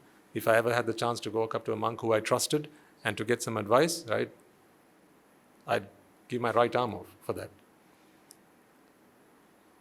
But those days there was no opportunity to do that. But today we all have that, and that is at the monastery.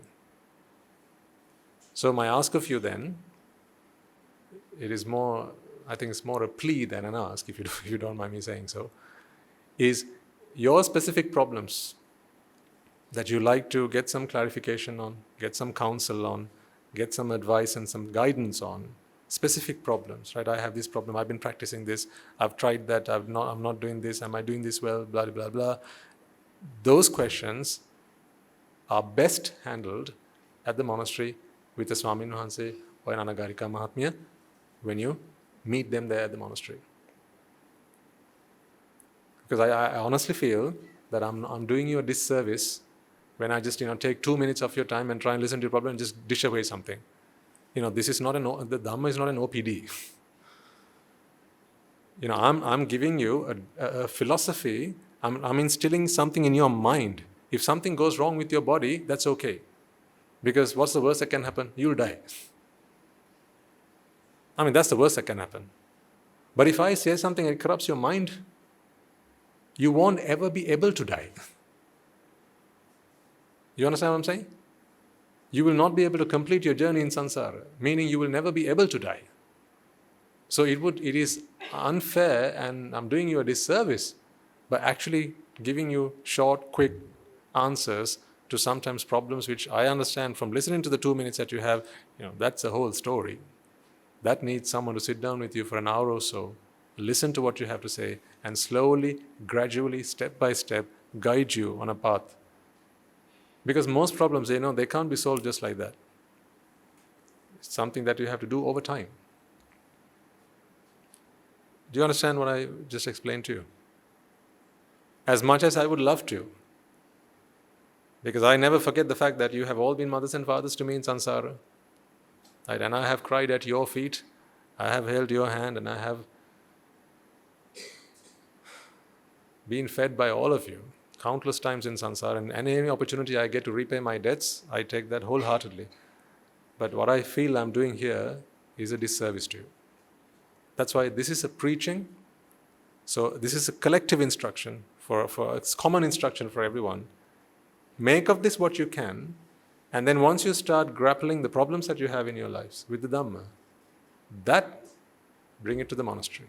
Sit down with someone and talk through it. Okay? There's also the additional benefit by doing that, and that is there are some who don't have such problems and they're waiting outside to serve Swamin Wahanse, offer him some alms, and then they have to wait until we are done here. And they never complain about it because they all understand why you come up with your questions. They understand that, and anyone, they all want to support you. That is absolutely understandable. But I think it would be fair on everyone as well. That's the additional bonus. I think that's a bonus I see out of that. But my main concern was what I just explained to you earlier.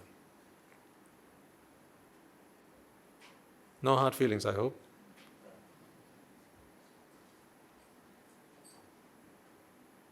Sure? But please come to the monastery. That's where I went with my problems. And I found the answers. And our numbers keep growing every day. Every month we take a new batch of Anagarika Mahatyas. Sometimes between 7 to 14 on some occasions we get. We don't know where these boys are coming from, honestly. I didn't know that Sri Lanka had so many young people. But they just keep on coming. No wonder they keep coming, because they're distraught. They're fed up of trying to find answers to problems. And they realize money has no answers. They realize that relationships are not the solution. Love is not the solution to their problems. They realize that they were not looking for love. What they were looking for was happiness. They just got lost in the love trap. They realize that a woman cannot answer their problems. A man cannot answer their problems. They realize that. And so they keep coming. So much so that those days we only took in Anagarikas once a year. Right? But we just couldn't do that anymore because many young women started coming and asking us. And then so what we decided to do in the end was just open it up throughout the year now. Because we felt it was so unfair to hold them up for a whole year. Right? And just leave them stagnating and festering at home in ignoble association. And in that time, anything could happen. Especially with young women. Anything could happen. So we opened that program up, and now we take in Anagarikas throughout the year, whenever you're ready, whenever your daughter is ready, whenever your sister is ready. If you want to give her the gift of freedom, then point her in our direction. We can help. I mean, it's not a lifelong commitment. Once you feel that you have found your answer and you're free from suffering, leave. Actually, there's nothing to lose and everything to gain. I don't know why people don't understand that. There's nothing to lose. Do you think I've lost anything? The only thing I've lost is my money. I used to have money and I've lost all my money. But what was money for? Money for the sake of money? Or money was there was it not simply a means to another end? What do we use money for? To have somewhere to live. Don't I have that? To get something to eat. Don't I have that? To have something around your body to keep yourself from warm. And no. Don't I have that? For shelter. Don't I have that? When I'm ill, to have some medicines. Don't I have that? So what don't I have? What don't I have that money brought me? Today I don't have money, but I have all that. So do I need money anymore? If someone offered you a free life, you don't need to earn money, but you get everything that you get for money today, would you not take it? Don't lie.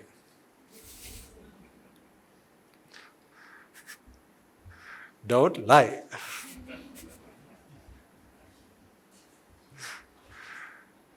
You heard me, right? Huh? If someone walked up to you and offered you everything that you have today because you have money, that money can buy, if they offered you for free, would you take it?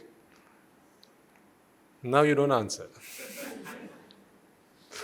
No, because you want the money as well. What for?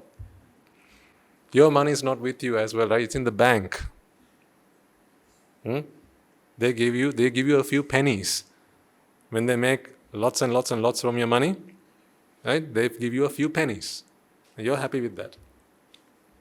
Why? Why do you toil day and night just to make the bankers rich? The bankers don't realize that money is not what makes them happy, so they just keep on earning their money. They keep making money out of your money. I used to be a banker, so I understand this. They think that happiness is in money, so they just want to keep on making money. They take your money, they make more money, and they give you a few pennies just to keep you happy. So you keep on making more money for them. Now what does money bring you? Those 4 things I mentioned earlier. If you have that for free, why do you need money? See, I have all of that for free. Now you'll tell me, but Swami, you only have it because we give it to you. Okay. Well, then, so what? Come on. When you come, someone else will give it. When you come, someone else will provide. And when they come, someone else will provide. When they come, someone else will provide. There will always be a provider. What did Jesus say? Ask, and you shall receive. God will forever provide your daily bread, as long as you don't ask for tomorrow. Provided you don't ask for tomorrow and you're happy with what you get today, God will always provide. Because there is no such thing called a tomorrow. So don't ask for tomorrow. Be content with what you get today. If you can be like that, you don't need money. What does money give you? Assurance for tomorrow. That's why you need money. Otherwise, what do you need? A meal, shelter, medicines, and clothing. That's what you need for today. For tomorrow, assurance. And what does that come in? Money. See? You live for tomorrow. So you're not happy today. I live today because I don't believe in a tomorrow. A tomorrow is only a creation of the mind. One day you will understand what I'm trying to say, and then you will come. Right. Let's wrap it up then.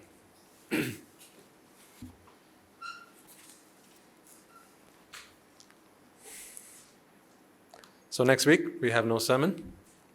Please keep safe. Don't take any unnecessary risks. Do cast your votes, because that is what every good citizen should do. And once you're done, get yourselves back home as quickly as you can, because things can get nasty. They tend to have that, because people are so, when they want something, they will go to any length to get what they want. That's what an ignorant mind is like. unlike yours, because today you understand that happiness does not come from that, and there is no such thing called a president. Don't you feel ashamed today that you feel that you're a man or a woman? Because that is only a creation of the mind and it's not a reality. Today you are repenting and regretting that ignorance. But there are people out there who want to become a president. But they have to, because someone has to run the country. But let them do that. You do what you have to do, get yourselves home and listen to a sermon or do some meditation. The 2 hours that you normally spend here anyway, right? Don't just throw that away. Engage in your spiritual practice. Do something worthwhile with that time. Because if the sermon were on, you'd be here, wouldn't you? Well, then let's not waste that time next week. Do something productive with that time. Either listen to an old sermon, right? Or have a little dhamma discussion among your noble friends. You can do that. See what each of you have understood, and if you have a problem, then you can come again to the monastery and clarify some of those things. Start to contemplate on anicca, dukkha and anatta. Think about a few problems you might have had recently, a time where you started vexing. How can you apply the concepts that you have learned here to that vexation and free yourself, free your minds up? See whether you still struggle with that, and if you do, then you can come back and always, sit down with someone and talk through them. Take ownership of your own practice. Take accountability for your own practice. Take responsibility for your own practice. Remember, no one else can do this for you. You have to do it for yourself. The Buddhas only show you the path. It's everyone for themselves. Right. Let us all take a moment then to transfer all the merits that we have all acquired today